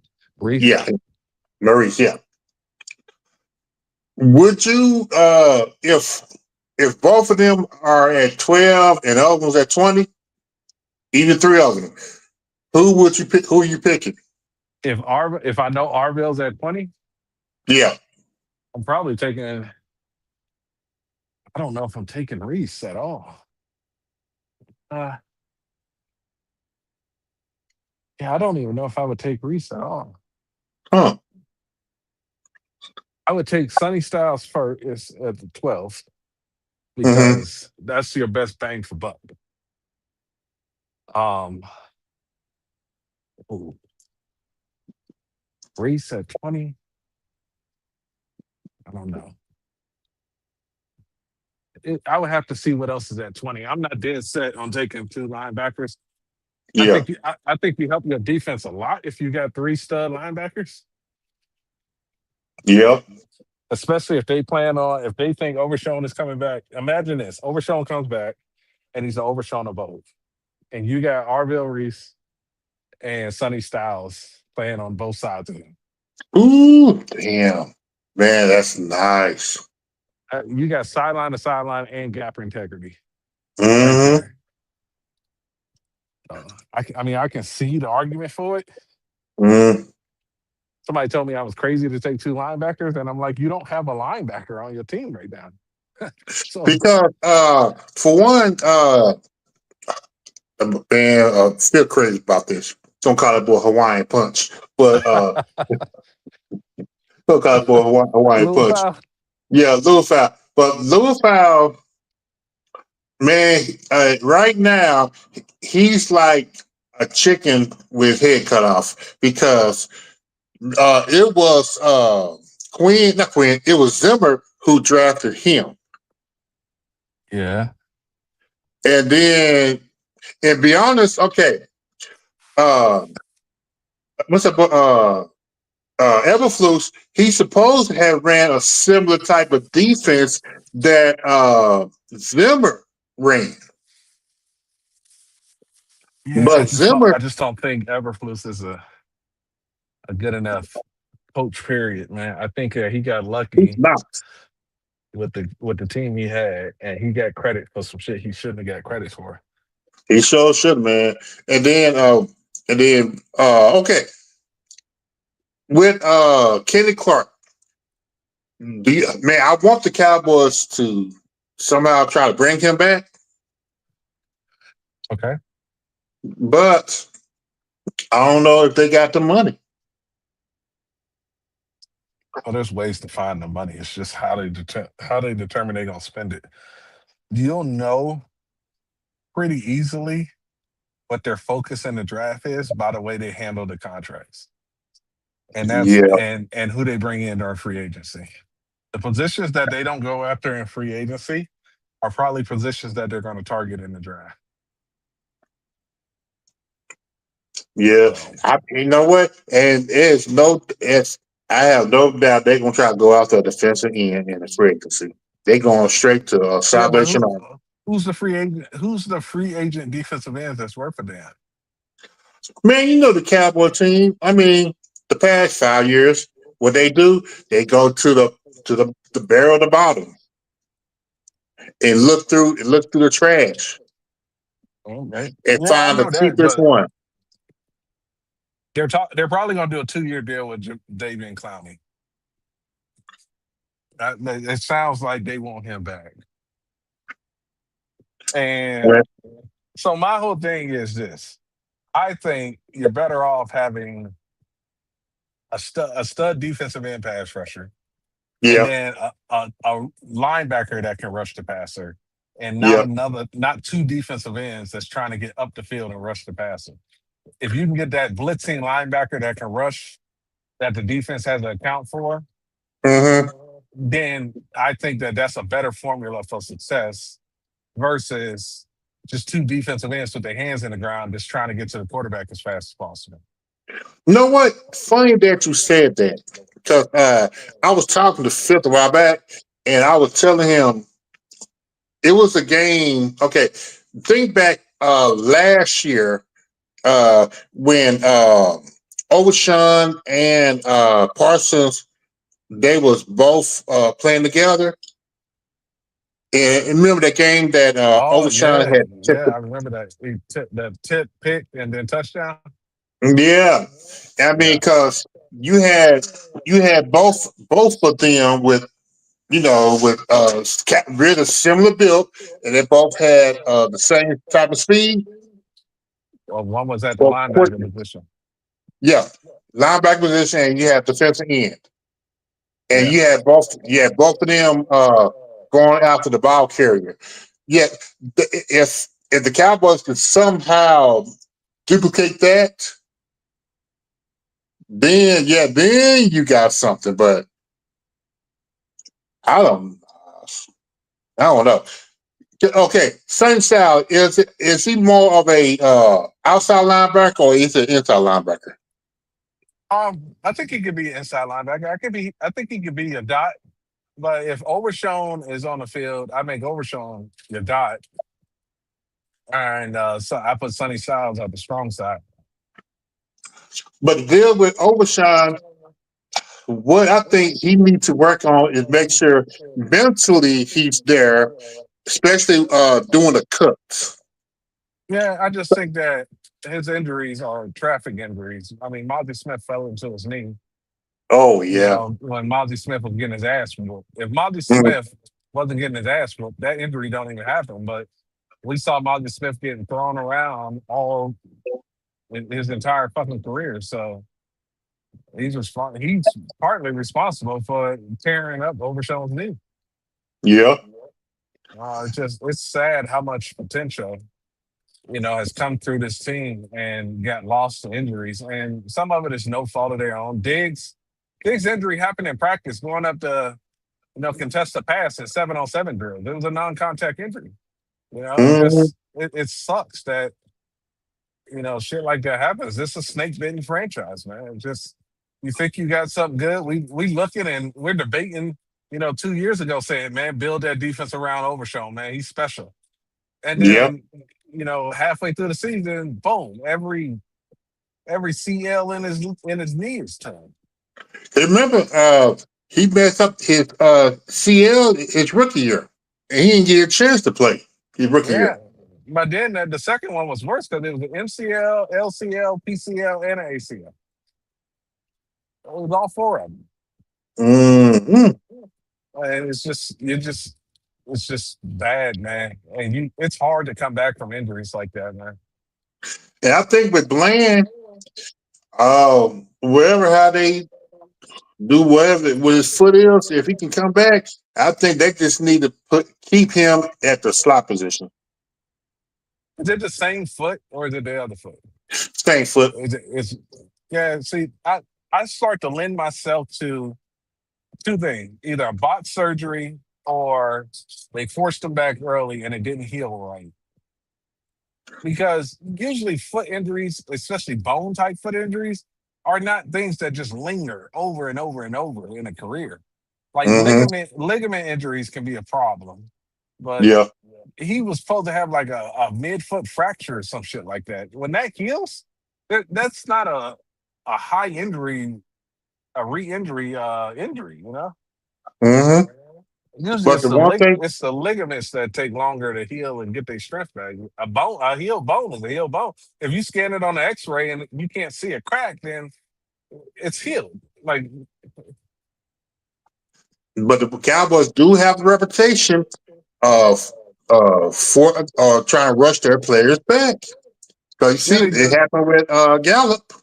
And it's because they're not honest with themselves about where they are when it comes to competing for a Super Bowl. If they were honest with themselves, they would give these players the time to heal. But Yeah. they keep lying to themselves, thinking that they got a chance. And if you're just honest and say, you know what, the way this team is situated, I don't think that we're going to compete for a Super Bowl anyway. So let's shut this player down. Let's shut this player down. Let them get healthy, and they can focus on rehab and working out and getting stronger. Instead, they like, no, put them out on the field. We might squeak in. It's like, but even if you squeak in, what are your chances of doing something in the playoffs? Slim to none. Nope. You know, And we went into this season telling people 5 to 7 games. We went yep. into this season telling people this defense was going to be fucking horrible. Yep. We predicted all of this shit, and it wasn't one of those people was telling us we didn't know what the fuck we was doing. We were haters. We just hated Dak Prescott. Yeah. All, Call us the Dak Hayden channels. all type of shit, and all we did was tell the truth.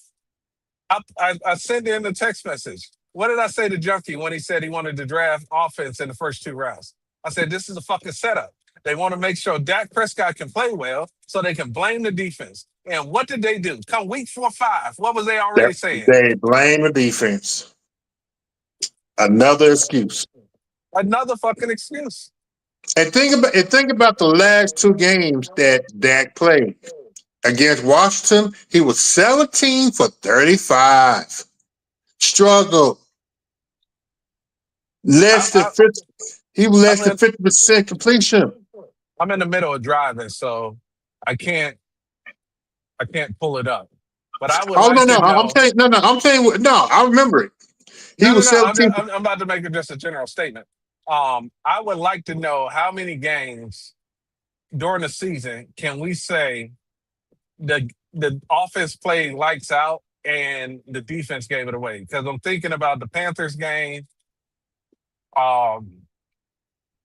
Obviously, they won a Giants game, so I ain't gonna whatever. That's a win. Well, how many games did they lose because the defense couldn't stop?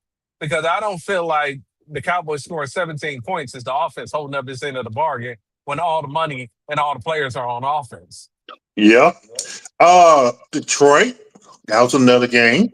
How many points did the offense score on Detroit? 34. Yeah, so I'll blame the defense on that. You scored 30 points. No. They scored 30. The defense gave up 44.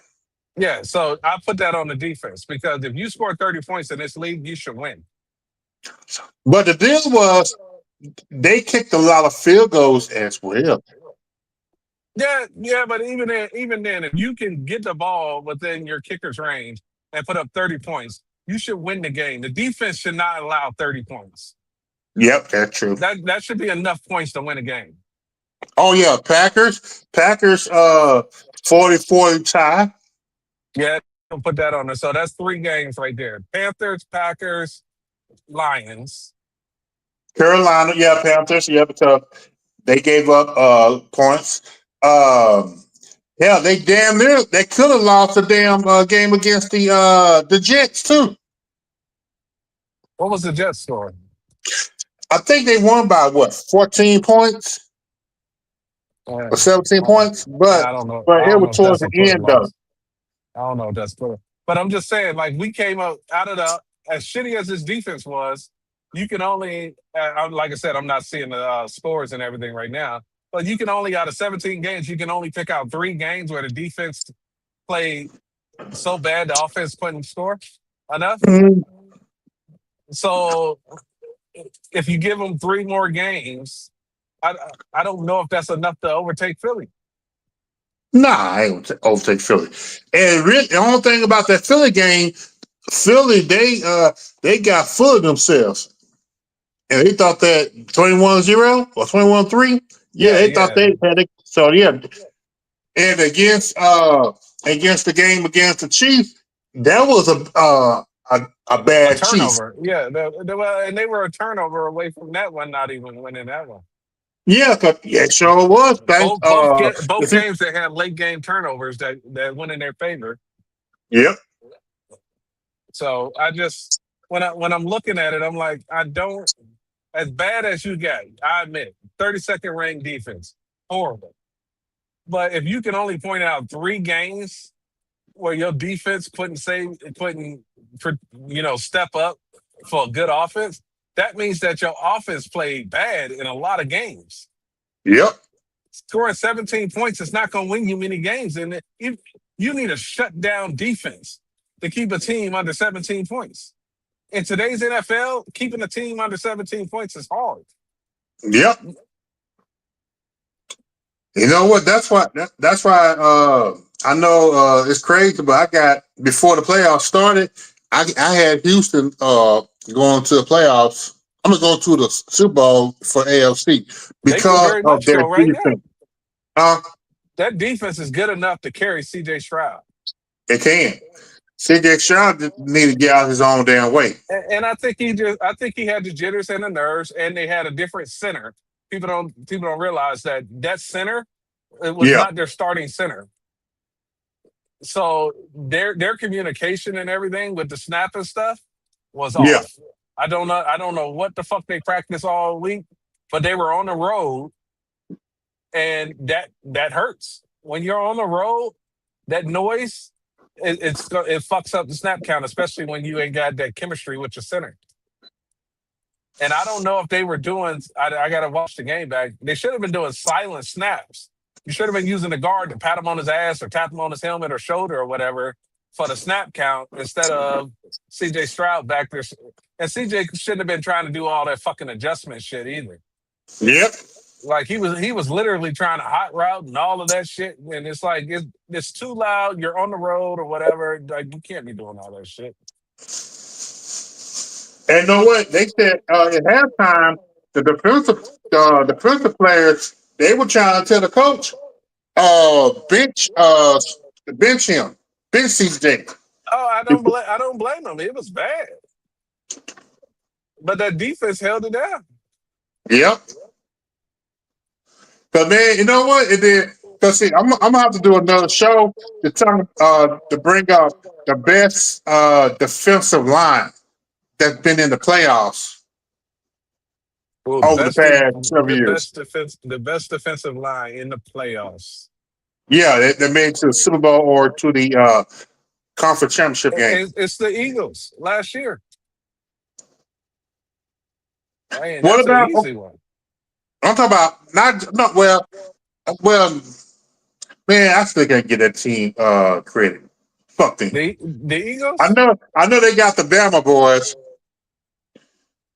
But yeah, just like with the Texans, nobody really giving them no type of recognition. But man, looking at them, how they did against the Steelers offensive line, and shutting down the run and stuff.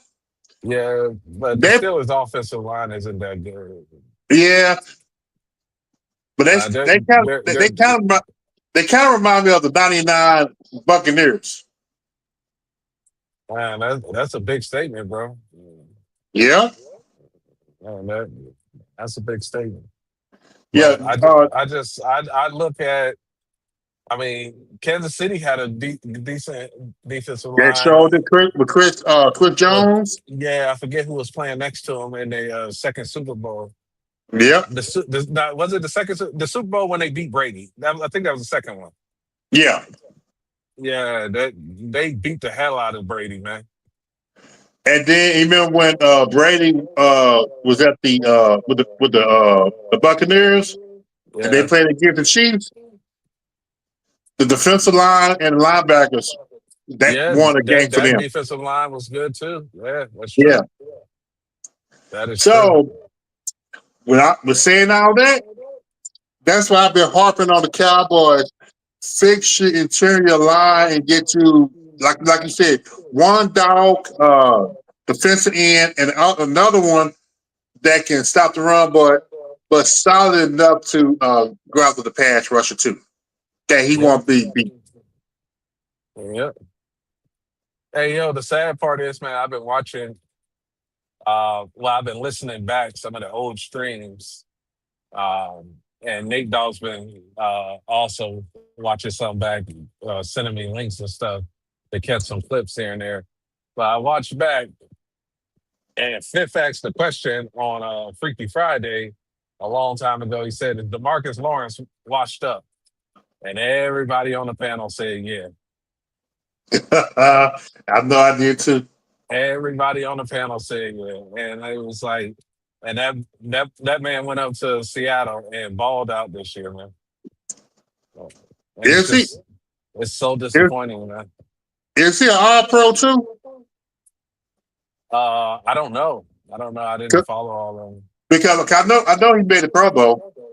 Yeah, He was Pro I Bowl don't think selection. he played at all pro level because he's still an edge, so he's gonna be. I think Micah Parsons made all pro, so that's one position. That's one of them. There's only one other edge that gets in, and it's gonna be hard to get. I know he didn't get over Myles Garrett. Nah, hell, man, ain't nobody get over Myles Garrett. Yeah, and that's always been my argument with Parsons with these pressures. They say Parsons leads the league in pressures, but he's in the middle of the pack with sacks, which means they want to give him credit for almost getting there. How can Myles Garrett get more sacks with less pressures On that team? on that team, on a losing team that's playing from behind? So they running the ball, and he still broke the sack record. And I think that what's his name laid down for him on that last sack. I don't give a fuck what nobody said. Oh yeah, I forgot his name. Yeah, Not Carson, Joe Burrow, he laid yeah. down for him. But in the end, man, it's still a good record to have, man. He earned it. He balled out. Mm-hmm. Man, like I said, He really got that record in about a five game stretch, man. he did. He did, man, because that boy, he was just playing lights out. Yeah, he was unstoppable for about 5 straight weeks. Mm-hmm. And I don't know if it's anybody in the draft like that. Nah, I don't think so. Maybe, because you can't never Myles tell. Garrett is generational, man. You don't see those guys. Yeah, You know what? that's true. There's always diamond in the rough. There's people that come out of nowhere. There's players that that are going to walk on the field. I mean, look at Romo. Romo gave you 10 years of entertaining football, to say the least, as an undrafted free agent. Yeah, and you know what? I know people. That. I know people can say what they want to about Romo, but I still say that Jerry really screwed up Romo's career, because if you go back and look at Romo's, his best year was 07, 09, and 14. It was 14. Yeah, it was 14. 14. Yeah, it was 14. Yeah. 14. What they did, because he got injured at 15. Yeah, 14. They had a running game. Yeah. I'm talking about 07, 09, as much and as they 14. want to as much as they want to change football, man, it is still about running the football and stopping the run. I don't care how much you pay a quarterback and wide receiver. If you can't stop the run, none of that shit matters. Because you just run it down their throat all day long, over and over and over again.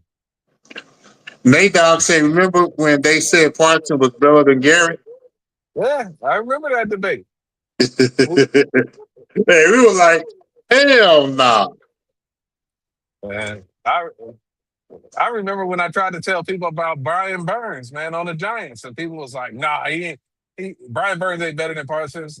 I'm like, dude, and he's second in the league in sacks this year. Mm. People are not watching teams outside of the Cowboys. They're not. They're watching highlight videos and recap videos and ESPN and stuff like that. What they decide to talk about. Brian Burns has been one of the best pass rushers in the league for a couple years, Mm. and he's just been overlooked. Well, he's going to get some Man, attention now with John Harbaugh. Because John man, Harbaugh didn't have a pass rusher like him in Baltimore. yeah, yeah. Man, just wait till he get that team together, man. You know what? Hell, they might compete for the NFC East this year. Yeah, I think within 2 years, man, the Cowboys are probably going to get swept by them. I don't believe in Hell, the Shoddy. Cowboys might get swept this year. I just don't believe in Shoddy. I don't. I don't And either. I saw some things this year during the season that I literally was like, this dude shouldn't be making these. You've been a coach in the league for 20 years. I don't care if you're a first time head coach. This is a mistake. Part of it is the fact that he was not a leader and assertive enough to go in there and demand that Matt Eberflus was off this team earlier in the year. They should And have. The fact that they rode this ship all the way to the fucking iceberg and then let everybody stay on the Titanic as it sunk instead of putting the lifeboats out and trying to get better and try something because you knew you didn't have it with Matt Eberflus. Try something. It can't get worse. and then gonna turn around and tell the coaches, call Matt Eberflus and tell him that you was a great guy, and we enjoyed working with you. Yeah, because he's What so kind of worried stuff? about he's so worried about feelings, man. And it's about relationships with him. And you gotta be, in order to win, you gotta have that Michael Jordan, Tom Brady type attitude where I don't give a fuck if you like me. I Other don't. words, fuck your I just want to feelings. win. I just want Yeah, to win. And if I gotta talk to you like a piece of shit, get up in your face to motivate you so that we win, then that's what's gonna happen. Like you just gotta have that dog in you, man. You gotta be rough, gritty yeah. in order to But win you know what? championships, man. You know what? But that's perfect for Jerry Jones because Jerry Jones want that type of head coach that they can put his hand underneath their ass and use their mouth as a puppet. Yeah, you're asking for trouble, man. Yeah, that's why I know. I've been looking at all these different contenders, and I see some people. I know they pissed off that Cowboys interview Brian Flores. And I'm like, you know that Cowboys ain't bringing him in because Uh, if he has any type of success, Jerry ego is too fragile for that. They well, don't want, I and you know that he will put his foot in the players' asses. I think that Brian Flores is only coming here to be a head coach. He's not going to Mhm. leave a better defense with a better head coach to come and be a defensive coordinator. That would make zero Yeah. sense. Stay there and continue to build that defense that's outstanding and continue to grow that and make it one of the best in the league. And then you'll be a head coach the following year versus you. And then you look like you don't is Uh oh. trying for you. And see, it's So another thing. you stay with the Vikings. You build that defense up under Kevin O'Connell, and then you compete for a champ. You compete to get back in the championship window. I You just know don't. what? They Vi- The Vikings they haven't reached even out to offered Brian him a contract Flores. yet. Well, they technically he's not a free agent yet. He's not a free agent until after the Super Bowl. But Oh, okay. they probably reached out. They probably reached out to him and was like, "Hey, are you interested in becoming a Cowboy defense coordinator?" And he's probably like, "No, if I'm gonna leave, I'm looking for a head coaching job." So he's probably now that Harbaugh's gone, there'll be other teams that reach out and say, "Hey, we want to interview him for the head coaching job." But everybody was waiting for the big dog to get off the board because the last thing you wanted to do was hire Joe Smo, and then they were like, "Well, John Harbaugh said he would have went there," and you lose out on John Harbaugh. Yeah. Yeah, so you don't want to look like an idiot, like you missed your chance when now that John Harbaugh's made a decision. I 5 would years, expect that $100 million. some of the other hey, they got it. Fuck it. That don't affect the salary cap, not $1. It sure don't. Yeah. I don't know why the Cowboy organization is so damn cheap and try to sign head coaches. And maybe I You would should go have get to. Brian I mean, Flores. I'd offer him I offer him a 5-year, probably $12 million a year contract to be the head coach, and tell him, "Hey, I'm going to give you complete autonomy. You tell me who you want on this team. You tell me who you want to be coaches, and we'll make it happen." Yeah, yeah. I'm open. My checkbook is open. Let's go get these guys. Let's go. Let's rebuild this team. Let's go win the championship. You want to trade a player? You let me know who he is. Mm, yeah. Player, you let me know who he is. We'll try to get him. I'm 100% bought in on my head coach. Let's go out there and make some noise. Let's go out there and compete. Not this dancing around shit that they doing and waiting until the final and going out and get Luke Wilson and shit like that, and then going to get Quentin Williams to talk. But that was everybody already knew that was for next year. Like, just hey, look, I'm gonna hire you the day after the Super Bowl. We're gonna go out there. We're gonna steal some top level, high quality coaches. We're gonna get in the scouting hard. We're gonna be at the Senior Bowl. We're gonna get it. We're gonna get out there at the combine. We're gonna get out there at these pro days and all of this shit. And we gonna literally dig in and eat, sleep, and breathe football and rebuild this roster. And hopefully you can get some diamonds in the rough and some sleepers late in the draft that can compete for spots on it and push these veterans out the door. Yep. Because you got to Man, I change the got. mentality on defense, man. You have to get people that you got to get rid of this inbred diva mentality that these football players got, man, and this lack of giving a fuck about losing. These dudes Yep. don't give a fuck about losing. After they're done losing, they get up at the podium, they read off the same 300-word script about looking at the film and flushing the bad tape and getting back in and trying to get better. They say the same shit after every single season, after every single week, after every single practice. They hype up the same shit. And I need players that's gonna get up there and say, "We just lost the fucking game. I don't give a fuck about that. I want to Yep. fucking win." Yep. I haven't heard somebody literally pissed off since Dez Bryant about losing. Now, because everybody bring in, they don't give a damn. They worry about getting that bag. And Micah Parsons and DeMarcus Lawrence lost a fucking playoff game. And the very next day, roughly, they were on ESPN sitting on the couch talking to Stephen A. Smith, talking about we was tired and all of that shit. Like, come on, man. Like, where is this building character and being pissed off and the drive to want to succeed, man? You know what? That's the culture they were talking about building. But see, this is the thing. You notice this is normally what happens. When you win a Super Bowl, what do? You go on a media tour, right?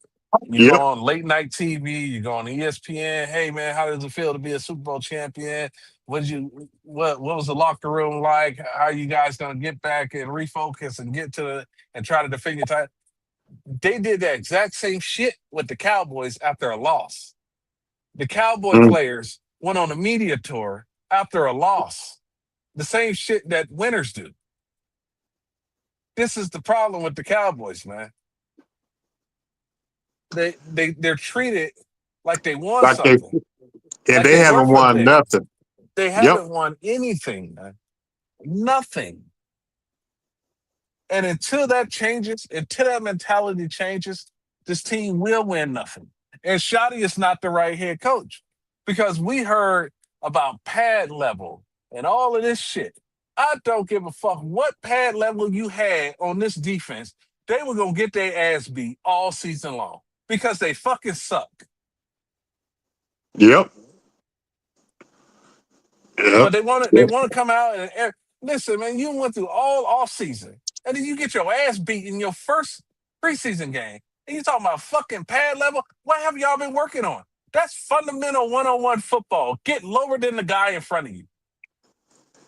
And you remember looking at the practice from with them and the Rams, and Yes. we saw the Ram just And they I tried to tell people before that game. I'm like, yo, my wife is a Rams fan.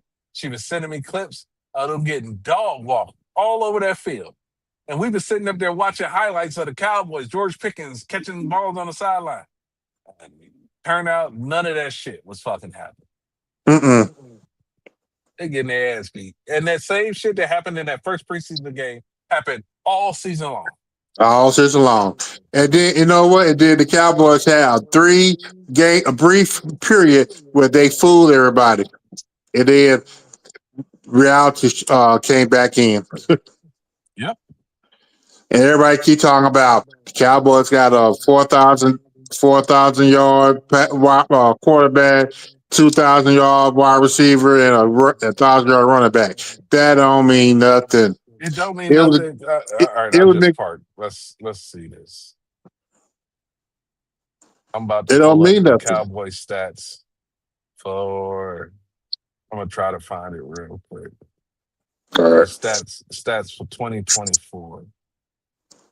2024 regular season by team. Let's see, offensive.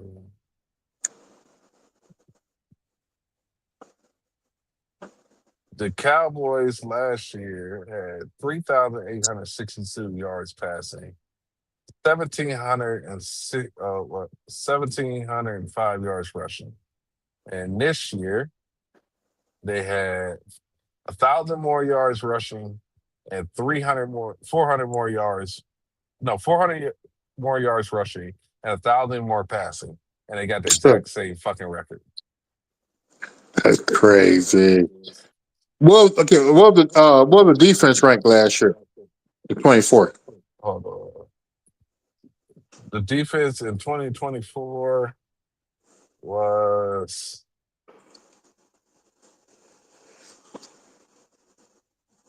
28th. 28, and this year And see, 32. this is what I was telling folks when they were all up in arms about Al Harris and all that shit. I'm like, the defense was not good last year. With Al Harris here. Nope.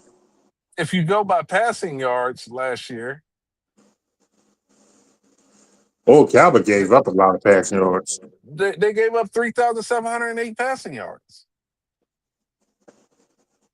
They were not that good. They're not. So that's why I'm like, these people are trying to bring back Al Harris as a defensive coordinator.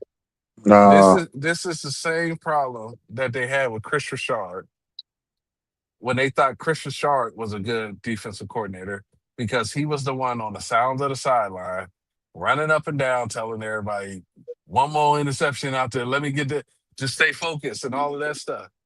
But those guys were not calling plays. It's more being a defensive coordinator is about setting up different plays, knowing what to call, when to call it. Win the blitz, Yep. win not the blitz, win the run man, win not the run man, win the blitz out of man, win the blitz out of zone, win the run zero coverage, win the run cover 4. All of those things matter. Just like on offense, an offensive coordinator needs to know, when do you run the screen play? When do you run the draw play? When do you run all go? Like, when do you run 4 verticals? Those matter. It's just like, yeah, the wide receiver coach. So basically, any wide receiver coach, if your quarterback throw for 3,500, 4,000 yards, all of a sudden now the wide receiver coach gets credit because the wide receivers caught the passes. Why are we giving the defensive back coach credit?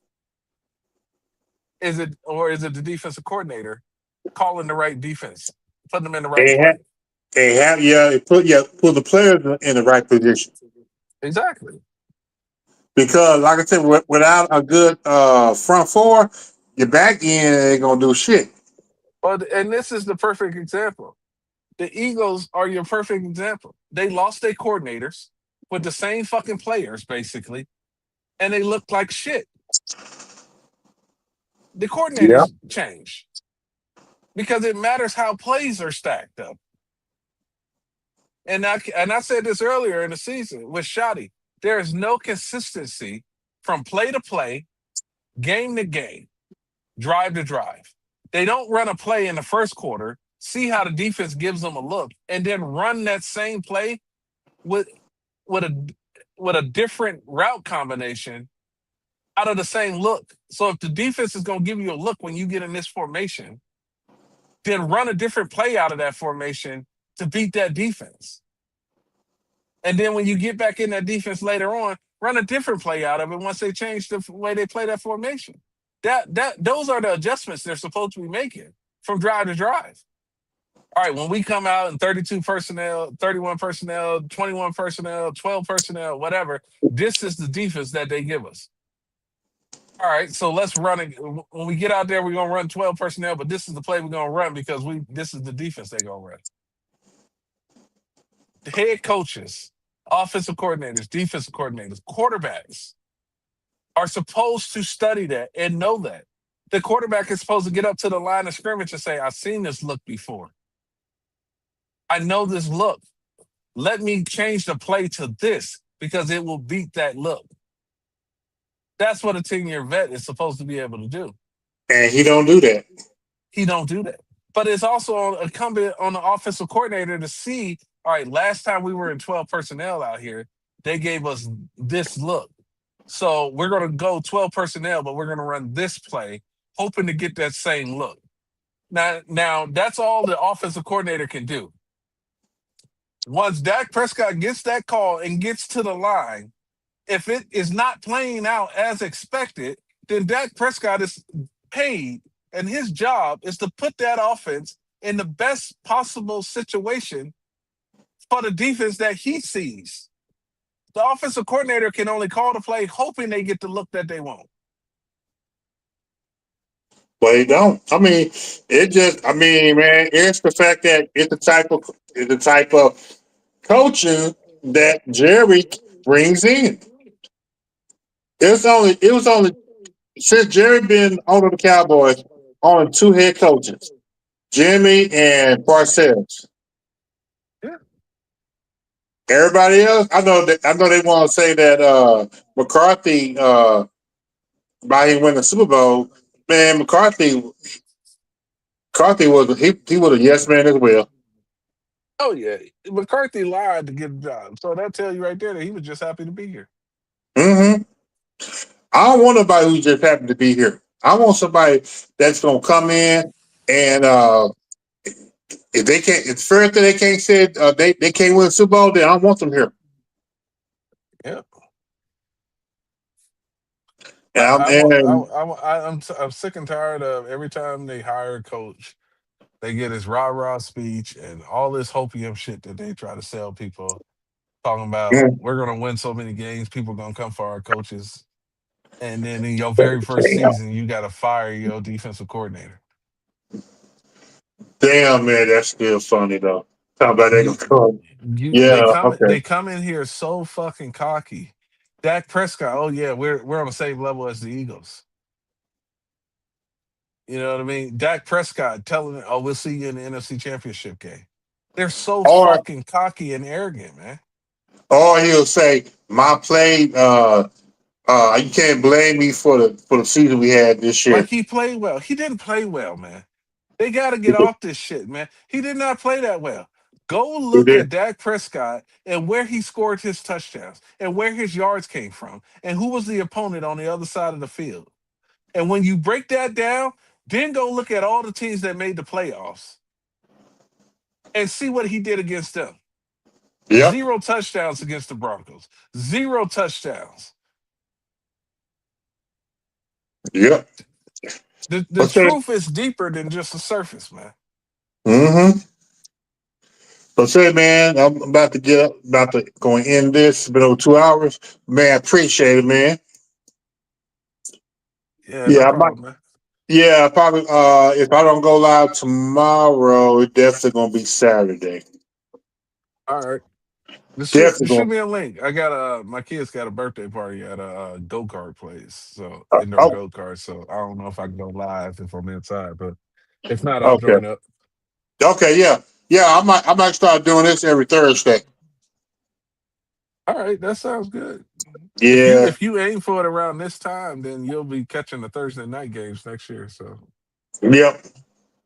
Yep. call it So. trash talk Thursdays. Yep. Long as the assignment that I'm on, long as it's available, I'm gonna be Yeah. here. All right, brother. I'll catch you. All right, man. Yeah, everybody that came in, Day Dog and everybody else who came on, I appreciate it. Much love to everybody. Everybody hug your family because life is short. Don't let the damn Cowboys get to you because Jerry is still running the damn team to the damn ground. Only thing I want to say is to all these people who still say that the Cowboys gonna make it to the playoff next year, remember this day. You're an idiot. Cowboys ain't doing shit. Peace out, guys.